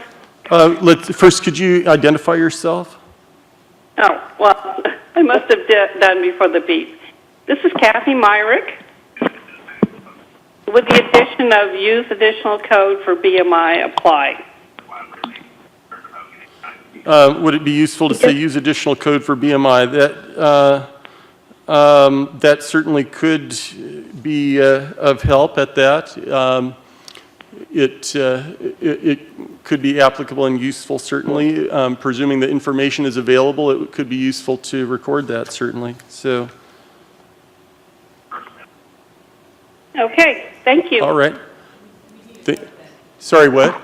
We could make a note, use additional code for BMI if available or something like that. Right. Right now, there's a use additional code note on E66, but there isn't one on E65. So we could add one for E65 also to. So the question is, do we need to add a use additional code note for BMI with E65? Yes, yes. And we can look at creating that also. Okay. Any other comments or questions from the phone line or the audience?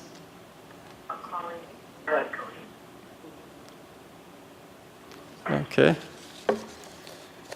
Hearing no further questions at this time, we will move on.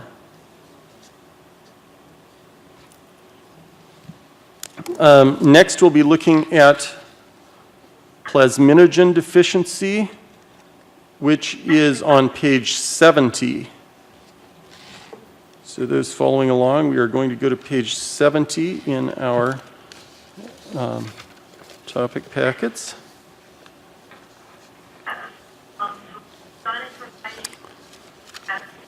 So, looking at plasminogen deficiency, first we'll talk about plasminogen. This is an inactive proenzyme that naturally circulates in the blood plasma. And the active enzyme that's derived from it, plasmin, plays key roles in fibrinolysis, breaking down blood clots, in tissue remodeling, and in wound healing. Plasminogen deficiency is a rare genetic disorder which is caused by absence or dysfunction of plasminogen due to mutations in the gene that's used in creating it, the PLG gene. There's two types of plasminogen deficiency. Type 1 is a quantitative deficiency. There's not enough of it made, while type 2 is a qualitative deficiency or defect, where what is made isn't as effective as it should be. A quantitative deficiency, there's not enough of it made, while type 2 is... Okay, I'm not sure what we were getting there. Clinical manifestations of the plasminogen deficiency are related to inability to remove fibrin deposits, and this relates to extravascular clots. Fibrin deposits become organized. Let me pause. Operator, could you mute the phone lines? I think someone is giving us feedback on the phone lines. And let's move on now. The fibrin deposits, as these get organized, they form ligneous or wood-like lesions, and these can get bigger and then bigger. And depending on where these are, you can have a range of different presentations or symptoms that go with it. The most common finding and the hallmark finding for plasminogen deficiency is fibrin deposits in the conjunctiva, the eye, ligneous conjunctivitis. And these can cause vision loss if the cornea is involved. Fibrin deposits in the ventricular system of the brain can lead to a congenital obstructive hydrocephalus. A ligneous otitis media can cause hearing loss. Bronchotracheal obstructive lesions can occur, and this can give you respiratory insufficiency and difficulty with your breathing. Lesions in the genitourinary tract can cause ureteric obstruction. You can also have a ligneous vaginitis, and you can have uterine lesions, and these may cause infertility.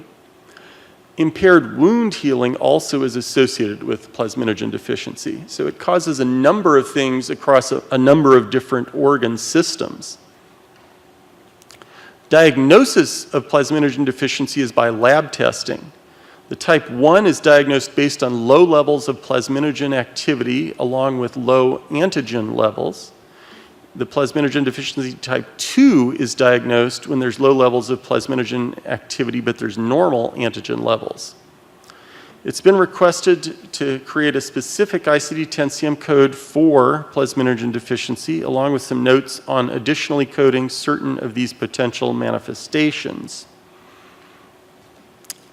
So can we scroll down actually to the next page to find the proposed code changes here? It's proposed for tabular modifications that at E88, other and unspecified metabolic disorders, at point 0, disorders of plasma protein metabolism, not elsewhere classified, we had a new code. This would be E88.02 with the code title plasminogen deficiency. We would also put in inclusion terms for dysplasminogenemia and hypoplasminogenemia, synonyms that are sometimes used for this disorder. We would add a code also note, code also if applicable, ligneous conjunctivitis, which has a code at H10.51 that's specific. We would add potentially also use additional code notes for associated findings such as hydrocephalus, G91.4, ligneous conjunctivitis, H10.51, otitis media, H67, and for respiratory disorder related to plasminogen deficiency, coding to J99. And looking at the notes that we would have here, at G91.4, hydrocephalus and diseases classified elsewhere, we'd add underneath there the code first underlying condition note, such as we'd add plasminogen deficiency, referring to the new code we're proposing to create. Under conjunctivitis at H10.5, we've got blepharoconjunctivitis, and there's the existing code H10.51 for ligneous conjunctivitis.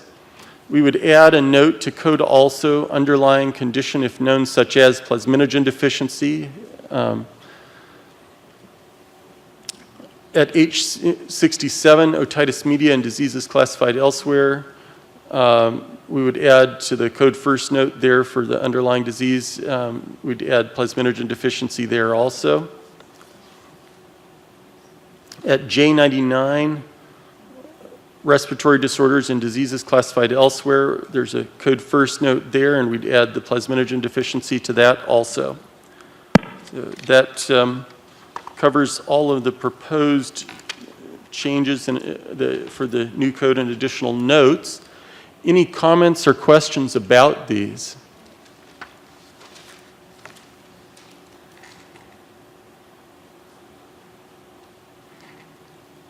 Lynn Keen Consulting. I'm just wondering why, under the E8802, we have what looks like a duplication to code the conjunctivitis, stated two different ways. Sorry, what?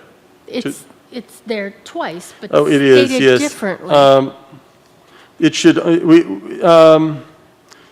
and many of these are for codes that are in diseases classified elsewhere that specifically say to code first the other condition. The ligneous conjunctivitis was one that was a standalone code, and we're proposing to add a code also note for it instead. So we would just do a code also note, not a use additional code note for it. But it's or that in was both the thought. places, Dr. Berglund. But it is in both places, and we should delete it in the second place. It should not have appeared in the second place. Got it, thank you. Yes, that was, I did look at this and had proposed to do it that way, but I should have removed it from the other spot also. Thank you for noting that. Linda. Yes. Identify yourself, Linda. I'm Linda. You're identified as such, Linda Holtzman, yes. I am indeed. In the interest of full disclosure, I'd like to note that I did not, I have a peripheral connection to this, in that there was a hematologist or something who requested this, and then he had a consultant who asked some other consultant who asked some other consultant who asked me a question about the technical stuff. So just so you know, okay. Yeah. Could we get the phone lines muted for the moment? We seem to have some nice piano music, but I think it's interrupting Linda. Sorry. I can dance if you want. You'd do better than I would on that line, yes. So I agree with Lynn about deleting that redundant code also note. But I have a couple other suggestions. First, you mentioned type 1 and type 2 in the background paper. Yes, so yes. It seems to me that it would be worthwhile under E88.02 to have an additional inclusion terms that includes type 1 and type 2. Sometimes people, they see two different types, they wonder why there aren't two different codes. So it'd be worthwhile just to assure people that they both belong here. The other thing I wanted to ask about is, you said that the hallmark is ligneous conjunctivitis. So Yes. My understanding is that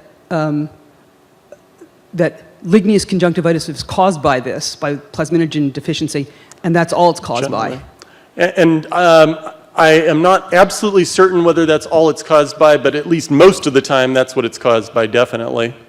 So that is a good question. Should we link these further, or should we do other things? The ligneous conjunctivitis is not universally always present in this either, Right. although it's most of the time it is, but it's not always universally present.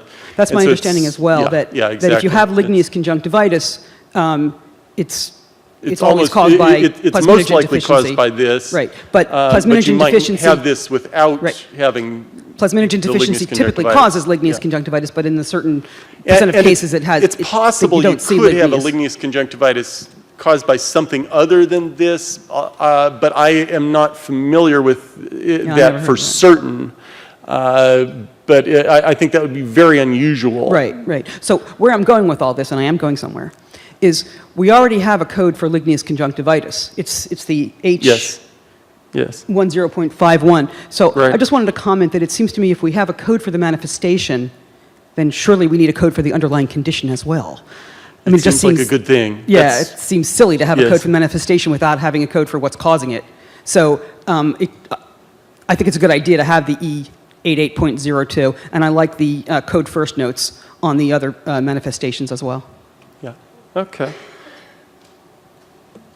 And yes, this was requested by a practicing clinician who I presume sees people with this condition, so yes. All right. Well, thank you for those questions and comments. Any additional questions or comments here? And seeing none, can we open the phone lines for questions?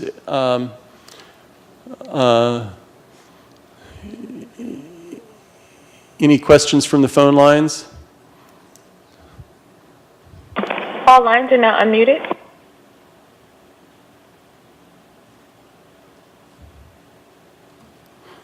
Okay. Well, hearing no questions, comments, nor elevator music from the phone lines, we'll prepare to move onward. And let me see.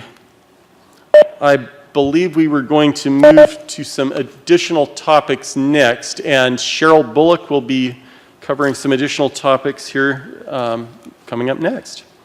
So I will turn the podium over to Cheryl.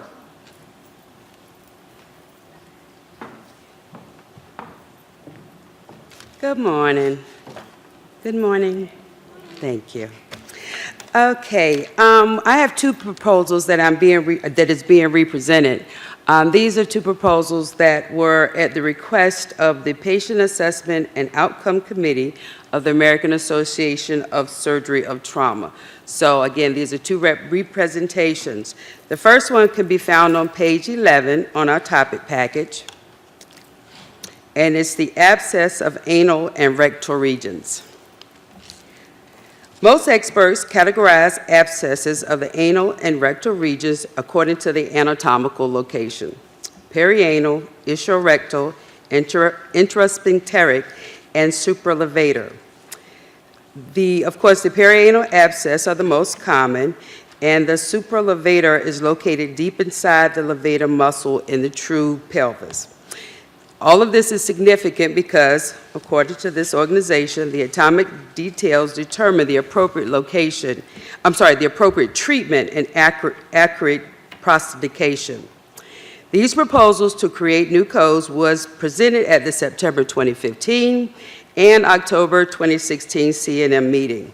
So we have taken all the comments into consideration that was given at the the previous presentations, and this is a comprehensive revised proposal.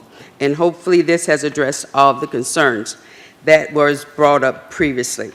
So at K61, abscess of anal and rectal regions, we are revising the excludes note the excludes note form and excludes 1 to an excludes 2, which currently is the intrasphincteric abscess, and we're adding an inclusion term of intersphincteric abscess. For new subcategory K61.3, the ischorectal abscess, we are proposing to delete the inclusion term of abscess of ischorectal fossa. There is a new code being proposed at K61.31, horseshoe abscess. New code proposed at K61.32, ischorectal abscess, and there's 2 additional inclusion terms: abscess of ischorectal fossa and ischorectal abscess NOS. At K61.4, the intrasphincteric abscess, we are adding an inclusion term of intersphincteric abscess. There is 1 additional new code at K61.5, the supralevator abscess. We'll open the floor for comments or questions. Lynn Keene, Keene Consulting.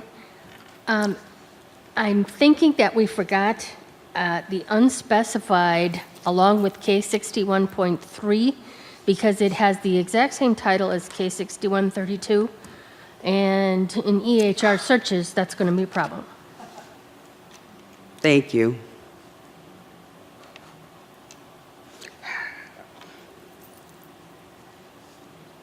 Any other comments? Moderator, could you open the phone lines, please? All lines are now unmuted.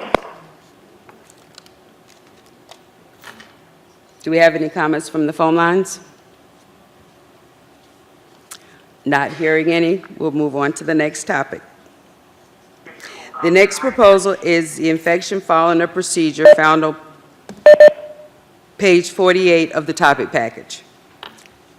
This again is a representation. This proposal was presented at the September 2015 and the September 2016 CNM meeting. Infection following a procedure. Surgical site infections are commonly classified according to their depth: superficial, incisional, deep incisional, and organ space infections. These categories are consistent with the Centers for Disease Control and Prevention criteria for defining surgical site infection. Again, this topic was presented in September 2015 and 2016, and in response to public comment, we have revised, updated, hopefully correctly, and this proposal is being presented in its totality.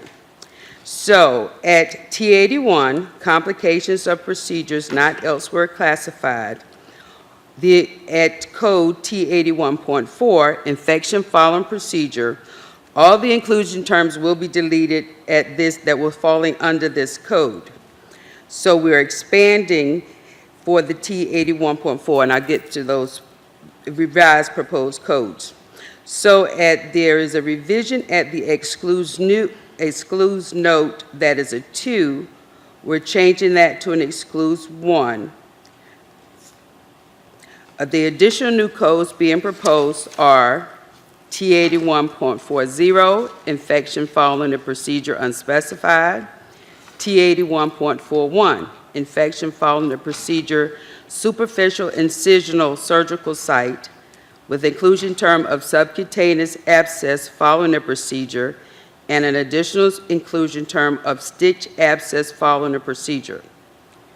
New code T81.42, infection following the procedure, deep incisional surgical site, with an inclusion term of intramuscular abscess following a procedure. New code T81.43, infection following a procedure, organ and space surgical site, with inclusion terms of intra-abdominal abscess following a procedure and saphenous abscess following a procedure. New code T81.44, sepsis following a procedure, with an added instructional note of use additional code to identify the sepsis. New code T81.49, infection following procedure of the surgical site. Because of these proposed new codes, we did have to make adding an excludes note at code K68.11. We're adding an excludes to note to infection following procedure at T81.4. I'd just like to add to that, and we realize in a lot of the comments, there was a question asked about if we needed the 49, T81.49, and as we met as a team, we did feel like we did need the 49 because it is convenient. It is within the coding classification structure. There was a lot of comments, suggestions regarding excludes notes and when to use this. We decided that, or was determined, and we're presenting that these issues can be addressed more better within coding clinic or within the coding guidelines. And we did submit this back to Dr. Utter, who was our original requester, to see what he felt about this, and that's what he was in agreement with the current proposals. Yes, ma'am. Sue Bowman, American Health Information Management Association. I appreciate the changes that were made to this proposal. I think it's a lot cleaner and less confusing than before. I would, however, recommend that the excludes notes related to T81.4 and K68.11 need to match. So at the bottom of page 48, we're making it an excludes one note for K68.11, but then the reverse excludes note on page 49 is an excludes two note. So they need to be the same kind of excludes note. So I think the one on page 49 needs to also be an excludes one then. Okay.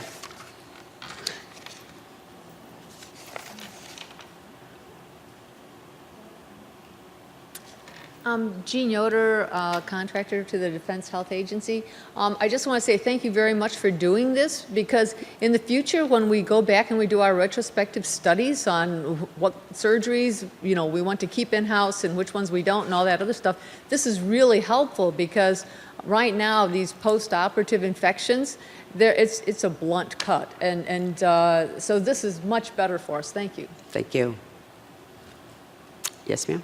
Teresa Rahanic, Intelligent Medical Objects. I wanted to point out that the code descriptor for T8144 and O86.04 both say sepsis following a procedure, and I would like to request that the O86.04 code have a unique descriptor, whether it's sepsis following an obstetrical surgical procedure or if it's supposed to be preparable sepsis following procedure. Okay. Thank you. Any other comments from the floor?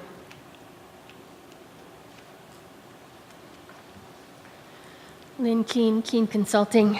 I need to go back to Sue's comment about the excludes one and excludes two note. Yes, ma'am. And maybe I'm misunderstanding this, but this one that's shown here at K6811, this one says that we could code both. The other one says we can only code one. But if we change this one to an excludes one, it is sending them like this in the opposite direction. Okay. I don't think, unless I misunderstand, I don't think we need one here. At the K68.11? Right, because this is in the correct location. I mean, you would be there. Right. Right. And so,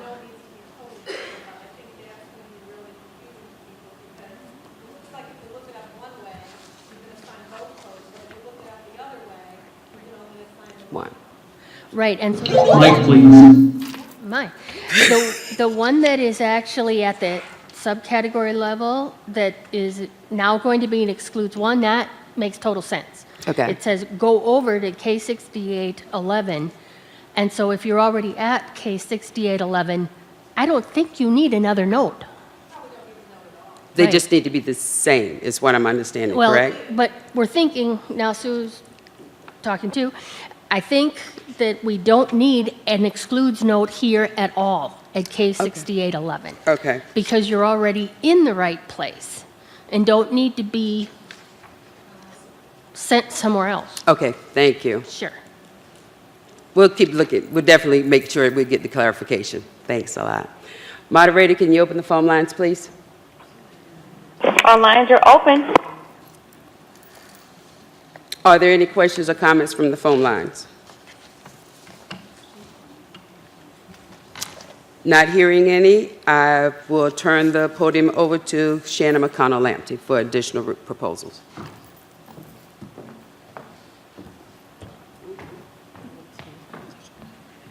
Good morning. So if you will turn in your handout to page 27. The topic is brow ptosis, and this is a representation. This topic was presented at our March 2017 Coordination and Maintenance meeting. And the changes are shown in bold.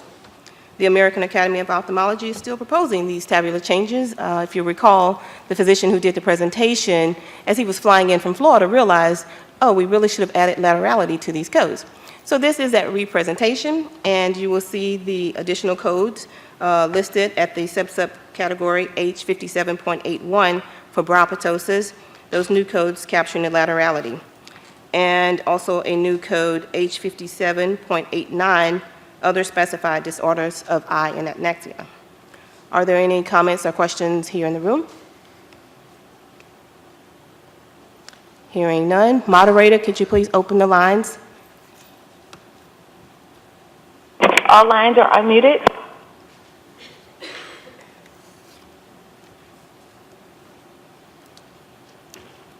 Okay.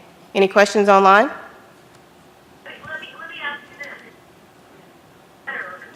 Okay, hearing none, moderator. Oh, if you could please close the lines, and we do have one question or comment. Yeah, one latecomer, Melly Leon, she's saying, this is kind of a minor issue. Brow ptosis, right eye. Should that be right brow or right side? Because the brow is not part of the eye. Okay. It's, the brow is above the eye. Yes, okay. Definitely will make that change. Thank you. Okay, no other comments here in the room. I will move to the next topic. The next topic is found on page 68. It's phlebitis and thrombophlebitis. Phlebitis can be superficial or deep within the tissue beneath the skin. Deep vein thrombophlebitis refers to a blood clot causing phlebitis in the deeper veins. The following new codes are being proposed to restore detail that was lost in transition from ICD-9 CM over to ICD-10 CM. At category I-80, phlebitis and thrombophlebitis, to create a new subcategory, I-80.81 phlebitis and thrombophlebitis of superficial vessels of upper extremity, with new codes to report right, left, bilateral, and unspecified upper extremity, and a new subcategory I-80.81 phlebitis and thrombophlebitis of deep vessel of upper extremity with a similar pattern capturing the laterality. And a new code I-80.89 phlebitis and thrombophlebitis of other sites. Are there any comments or questions here in the room? Okay, moderator, could you please open the lines for any questions or comments? All lines are unmuted.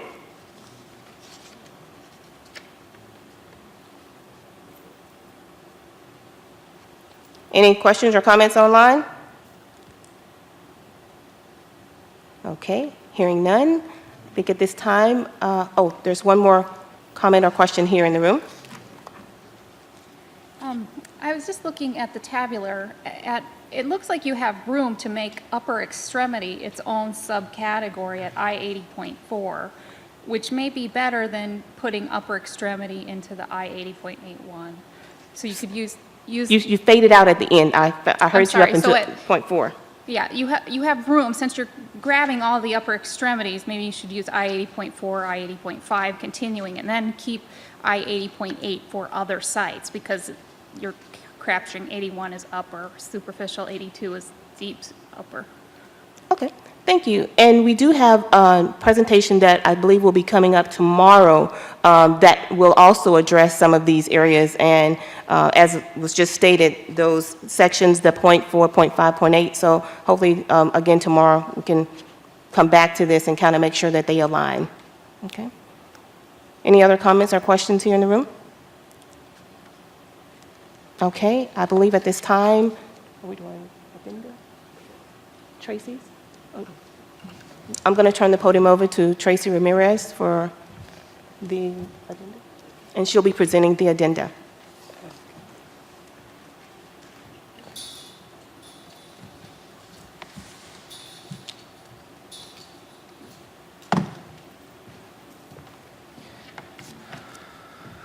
Okay. If we could all turn to page 95.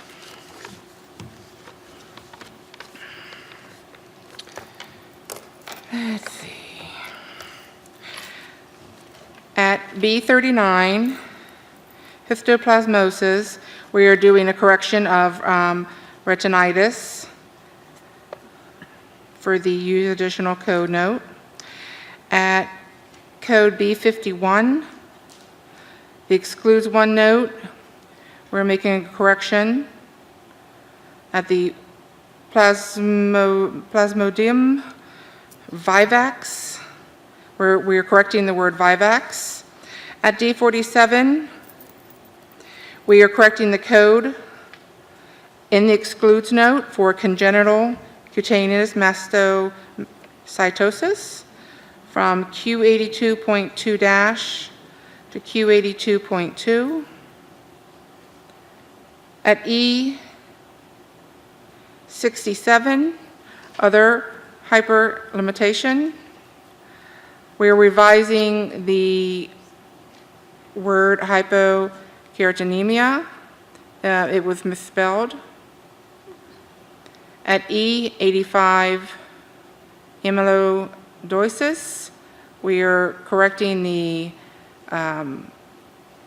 code for Alzheimer's disease, as it was G30.0- to G30.0. At F1921, we are revising the inclusion term to adding disorder. At F19 could you go down just a little bit, Dave? At F19988, we are revising and separating the word related disorder.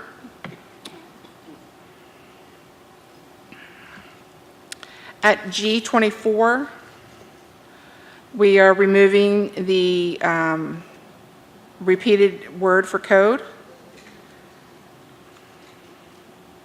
At I27,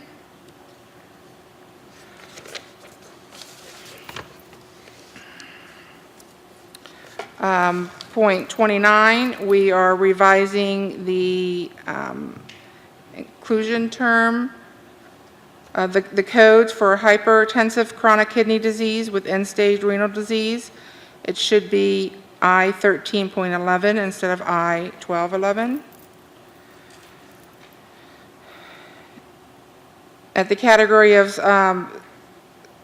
cerebrovascular disease, we are revising the code assignment for hypertension under the Youth Additional Code from I-10 to I-15 to I-10 to I-16.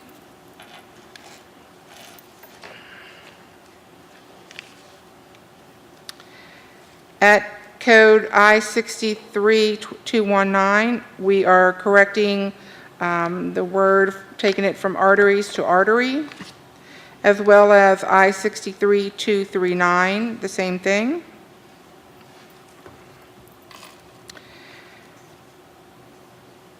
At I-63333, we are adding the word do, as well as I-63343, we are adding the word do.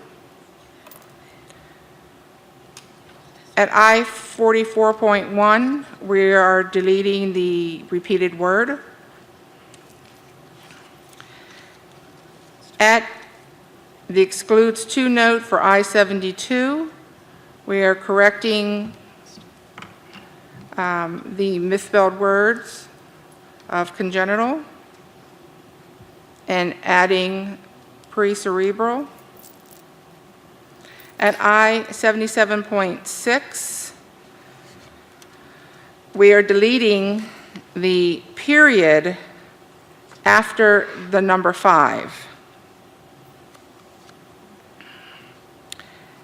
At J10, the excludes one note, we are correcting the word unidentified. At K43.5, we are removing the extra space between or and gangrene.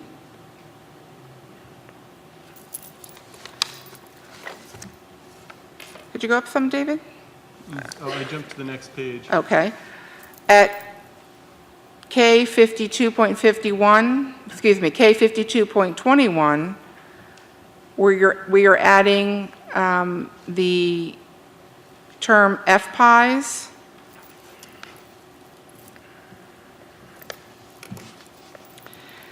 At L98495, we are adding the word of skin to non-pressure chronic ulcer of skin of other sites with muscle involvement without evidence of necrosis, as well as L98496 and L98498.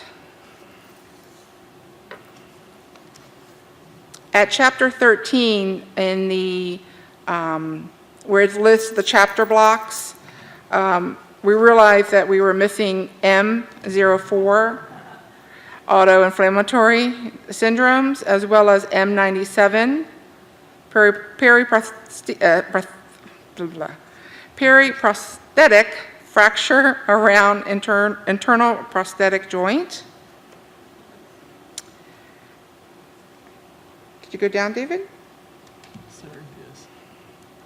At M26621, we are removing a space between TMJ and the word joint. At M50.01, same thing, we are removing a space between myelopathy and high, or the comma and high, as well as M5011, M5021, M5031. Next page. At also M5081, we're removing a space, and M50.9, also removing a space. Under M8662, removing a space, M86-621, removing a space, as well as 22 and 29. Under N630, also removing a space. And at P7884, there's a space between the excludes and the number 1. We're removing that. Can you move up some? And at P91811, we are correcting the code assignment from P7871 to P7881. At Q6689, we are deleting the space between other and specified. At Chapter 17, under the note, we're revising and taking it from code. We are deleting the words "or fetal" and making it codes from this chapter are not for use on maternal records. And at S62626, we are changing the word from medial to middle, as well as at S62627, S62628, and S62629, and also in at S62654, 55, 56, 57, 58, and 59. These were somehow missed from the last meeting, that they were, the codes prior to this have already been corrected, so these need to be corrected. At S99101, we are removing the space between right and metatarsal, as well as left and metatarsal at S99132. And at T2109, we are removing the duplicated word of. At T73.3, we are adding an inclusion term for bullying and intimidation, as well as at T76.3, we are adding bullying and intimidation, as well as intimidation through social media. At T80.3, the excludes one note for minor blood antigens reactions. We are deleting the misspelling of the K, ELL, and making it correct as just KELL. And at code T8111, we are deleting the space between post-procedural and cardiogenic shock. And at chapter 20, also we realized that X50 was missing from the block. And at V00.1, these are, this is an excludes note. We are correcting the word baby stroller and making it 2 words, as well as motor scooter. At V00218, we are deleting the word digit and making it character. And the same goes at V00.228, as well as V00318.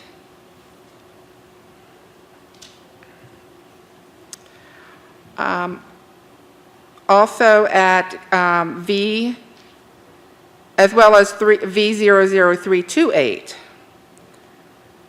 And at V00.82, again, making baby stroller 2 words.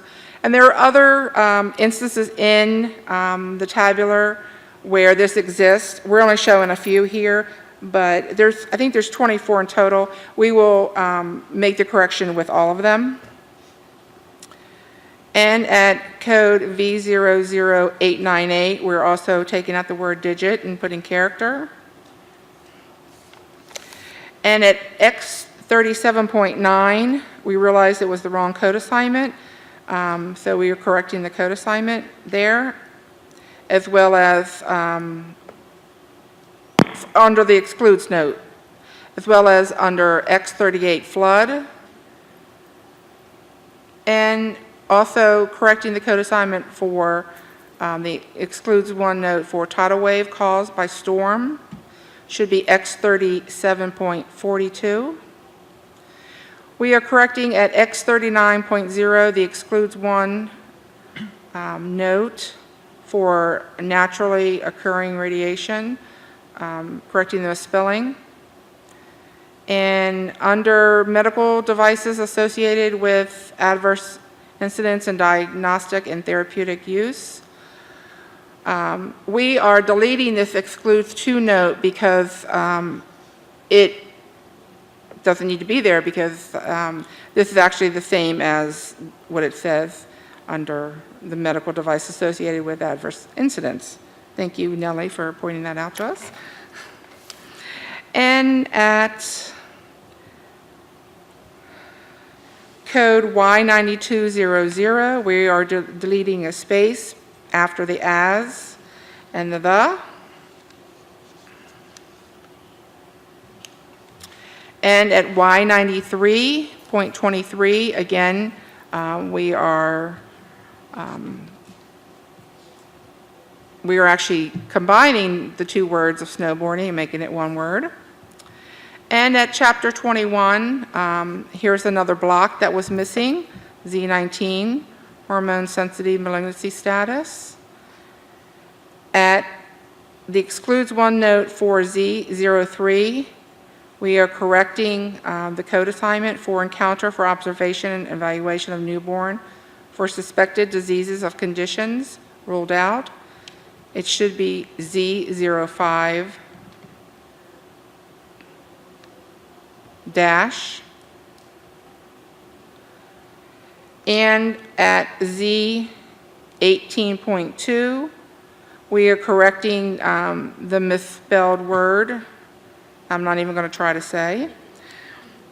And at Z29, we are taking out the space between the excludes and the number. At Z4003, we are removing the space between in the parens note for S. And at Z77.123, we are correcting the word occurring. The occurring should be underlined. As well as V95.810, we are correcting the word defibrillator and the inclusion term of presence of cardioverter, defibrillator, ICD. And that's all for the tabular. Are there any questions before I go on?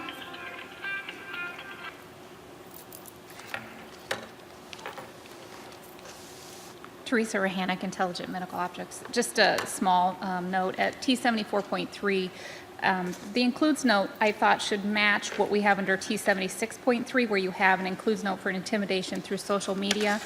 I thought that should probably also be carried up to T74.3.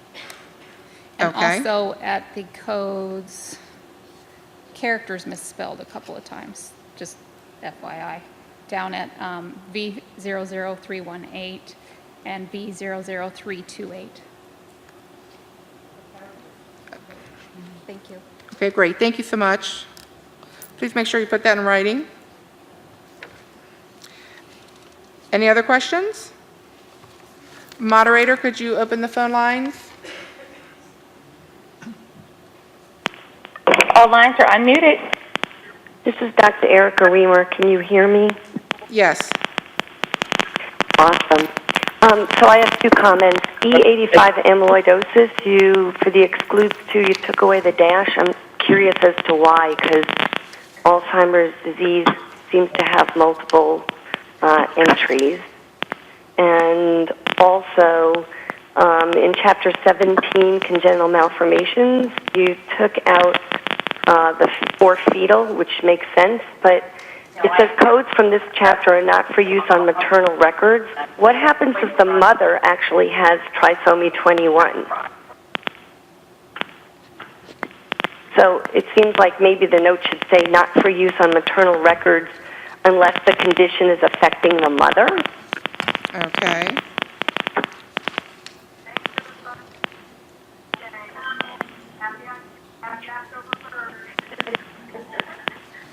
And your other question on E85? Yes. Well, it was G30, you took out the dash and made it G30.0. Is there a reason why you can't have amyloidosis with Alzheimer's disease with late onset? I believe that is... Unspecified? I'm sorry. I believe that's the only code at G30.0? No? Right, but it used to be Alzheimer's disease G30.0 which included early onset, late onset, other Alzheimer's disease, and unspecified. With the revision, it now only refers to Alzheimer's disease with early onset. I was an emergency physician, so I don't know. Maybe amyloidosis only occurs in Alzheimer's disease of early onset, but I don't think so. Okay.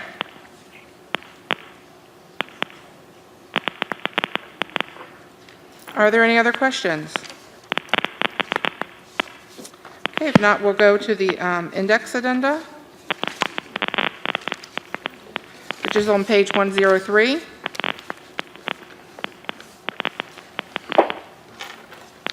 At main term abscess, we are deleting the word aggressive under gingival, as well as gum. Oh, operators, could you please mute the phones? Thank you. At main term anginitis, we are adding leukocytoclassic, M31.0, as well as cutaneous at M31.0. At main term balanitis, we are correcting the code assignment to A5423, and as well as at main term balanoopstharitis, we are correcting the code assignment for to A5423. Under bruise with open wound, we are correcting the word open, and we are correcting the word keratinema as well as keratinosis. They were misspelled. Under concealed penis, we are correcting the code assignment to Q55.64.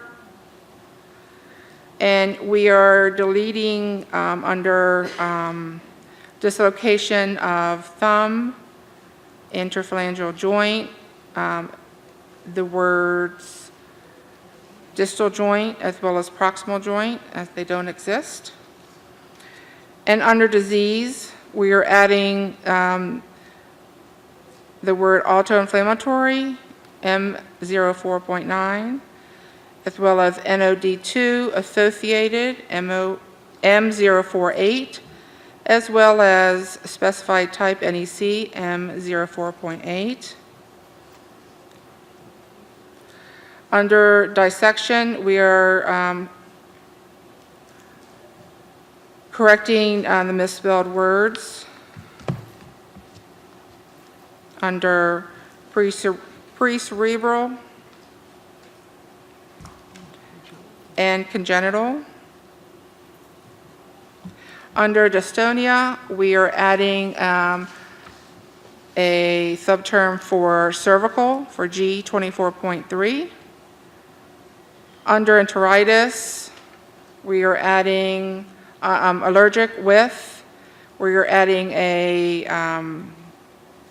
term for FPIES, taking it to K52.21. Under main term fever, rheumatic, inactive or heart failure. We were missing the word category. Under the word, under hyperkeratonemia, we're just deleting the repeated word there. We are adding, under hypertensive, we're adding transient at R03.0. And we are adding, under lesions, non-traumatic, an entry for vagina, N89.8, and vulvar N90.89. And we are adding under leukemia, leukemic, at acute myeloid, we are adding in the NOS at C92.0. And we are also adding a term for acute, also at C92.0. Under paraplegia, we are adding the subterm of traumatic, code to injury with 7th character S. And at place of occurrence, we are correcting under road the code assignment to Y92.410. And at polyarteritis, we are adding a term for juvenile at M30.2 and childhood also at M30.2. Under rapid, we are deleting the C disorder sleep note. Under subluxation, also dislocation, we are also deleting the term distal joint as well as proximal joint. At syndrome, we are adding Yao at M04.8. And for vasculitis, we are adding hypersensitivity at M31.0 and leucoclastic at M31.0. Are there any questions? Nellie Leon Chisin, if we may go back to the tabular addenda.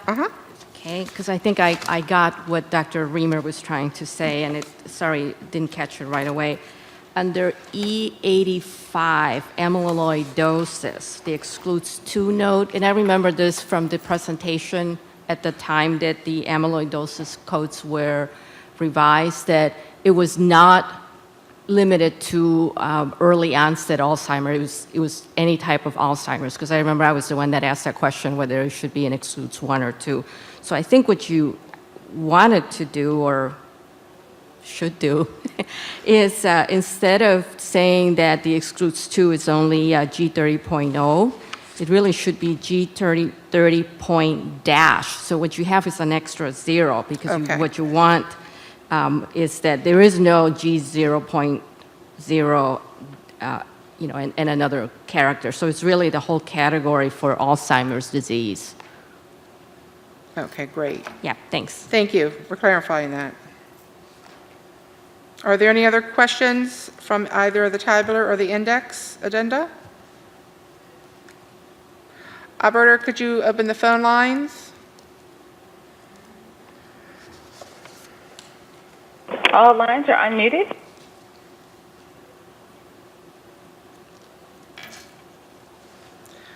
Okay, great. Thank you so much. Donna?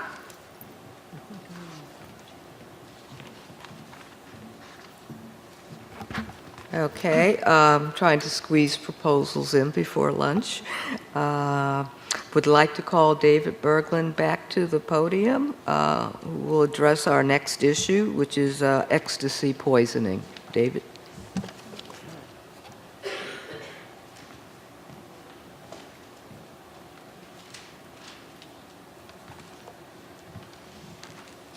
All right, and this is on page 38 in the handouts for those following along. The street drug ecstasy is 3,4-methylene dioxymethamphetamine, or MDMA, and it's got both hallucinogenic effects, or psychedelic effects, and stimulant effects. So it has been abused by millions of Americans in a wide range of settings and by diverse demographic subgroups. Though many users may think it to be safe, it can cause a number of problems in cases of poisoning or overdose. Its ecstasy abuse and dependence are both classified in ICD-10-CM with the hallucinogens. Since it does have those effects, that seems reasonable. However, the effects in cases of poisoning or overdose are more related to the stimulant effects, and its chemical structure is a substituted amphetamine, so this is reasonable to expect. Looking at the types of effects it has, some of the potential adverse effects of ecstasy can include anxiety, irritability, aggression, panic attacks, sleep disturbance, reduced mental ability, nausea, muscle cramps, hyperthermia, dehydration, elevated blood pressure, arrhythmias, heart failure, kidney failure. Symptoms of ecstasy poisoning or of overdose can include elevated blood pressure, panic attacks, loss of consciousness, seizures, and potentially hyperthermia. So a number of effects, some of them affecting widely different systems. It's now being proposed to add new specific codes for ecstasy poisoning with accidental intent, as well as the intentional self-harm, assault, and undetermined intent. Now, this proposal is based on NCHS internal review related to some questions that we received about the classification of ecstasy abuse and its dependence, and how these are classified as a hallucinogen, but the classification of the ecstasy poisoning is as an amphetamine derivative. So being able to better identify ecstasy poisoning and differentiate that from other amphetamines will allow better tracking of the effects of these different types of drugs. The fact that amphetamines generally are stimulants, but ecstasy has both the hallucinogenic and the stimulant effects can be confusing for it. Now, we sometimes talk about rare diseases, but again, this is not a rare thing. It is abused by millions of Americans, and so there are potentially a lot of side effects from it to be worried about. We do not have numbers on how often people are seen with overdose or poisoning from ecstasy, though. Looking at proposed code changes here at category T43, poisoning by adverse effect of an underdosing of psychotropic drugs not elsewhere classified. Point 6 is poisoning by adverse effect of an underdosing of psychostimulants. And we're proposing to add a new subcategory, T43.64, poisoning by ecstasy. We would have inclusion terms for poisoning by MDMA and poisoning by 3,4-methylene dioxymethamphetamine. And we would add specific new codes for the poisoning. That's T43.641, poisoning by ecstasy, accidental or unintentional. And this would include poisoning by ecstasy, NOS. We would also add a new code, T43.642, for poisoning by ecstasy, intentional self-harm, .643 for poisoning by ecstasy, assault, and a new code, T43.644, for poisoning by ecstasy, undetermined. And before you ask, in case any of you were thinking about it, we don't have proposal to add any codes for adverse effect or underdosing, because ecstasy is not supposed to be used in regular clinical use, and the adverse effect, of course, would be for cases where it was an adverse effect of a drug in normal clinical use, while the underdosing, of course, is cases where you didn't give enough of the drug in regular clinical use. And of course, for street drugs, we do not add codes for those, since they should not be used in clinical use. So there are proposed new codes, a proposal to add 4 new codes there. Do we have any comments or questions about these proposed new codes? Either clinical questions about how this works or coding questions about how these new codes would work?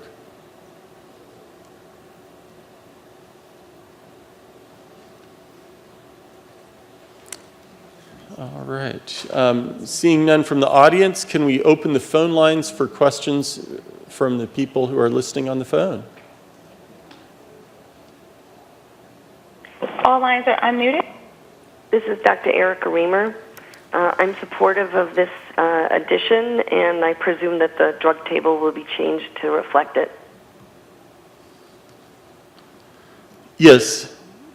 We don't show, usually when we're showing tabular modifications, we don't show the changes that would be in either the index or the tables of drugs and chemicals or other tables, but the table of drugs and chemicals would most certainly be updated to reflect the new codes, and we would have entries for ecstasy, for MDMA, and for the 3,4 methylene dioxymethamphetamine also.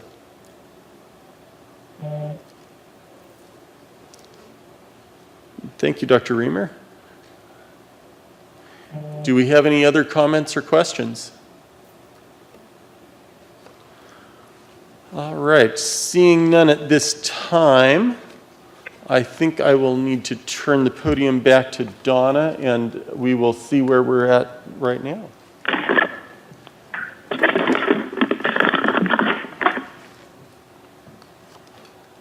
Maddie, are we still at 12:30 for lunch?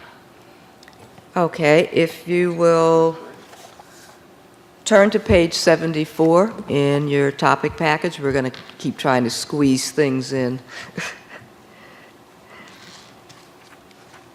We have several topics where we have presenters and they're not available until the afternoon. So in case you're wondering why it seems to be a bit fluid, there's a reason for that.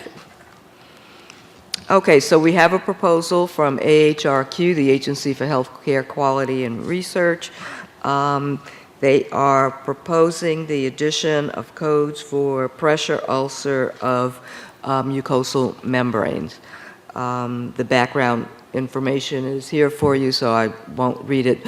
Bottom line is they felt codes were needed because when you look up sites in the alphabetic index, you're coming to skin sites, but nothing for mucosal membranes.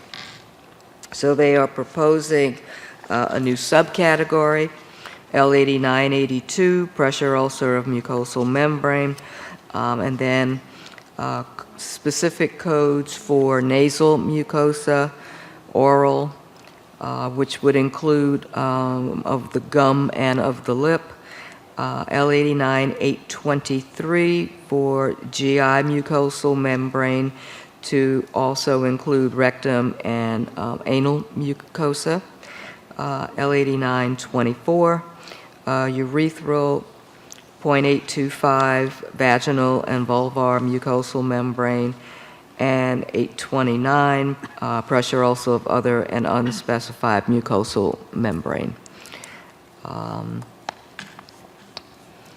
And there had been at least one discussion with AHRQ about whether the proposal should have the mucosal membrane expansion here or whether it needed to be expanded out in the various body system chapters. And the basic consensus was that it worked better to try to keep them together within this particular section to make them easier to find. Are there any questions or comments on this from the audience? Nellie Lee on Chisane. I'd like you to know that just yesterday, less than 24 hours ago, someone, a coding professional from a hospital, came up to me and asked me, has there ever been a proposal for, because they were seeing these types of ulcers documented, and they were at a loss trying to figure out where to fit it. So I think that the gentleman will be very happy. Any other comments or questions?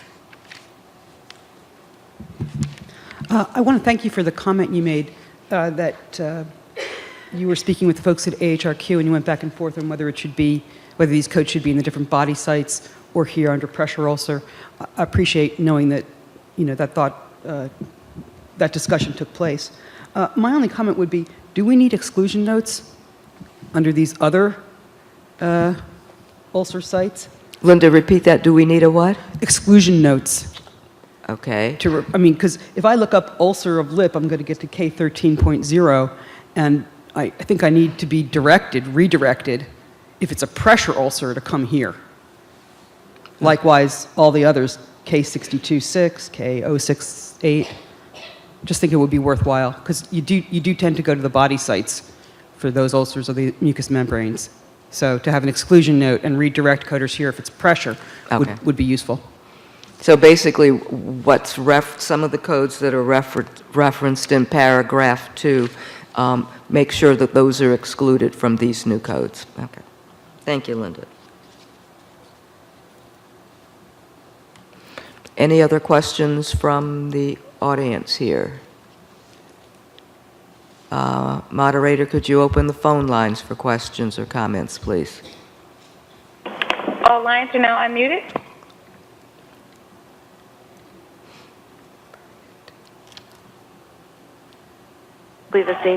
Exactly the same thing she was.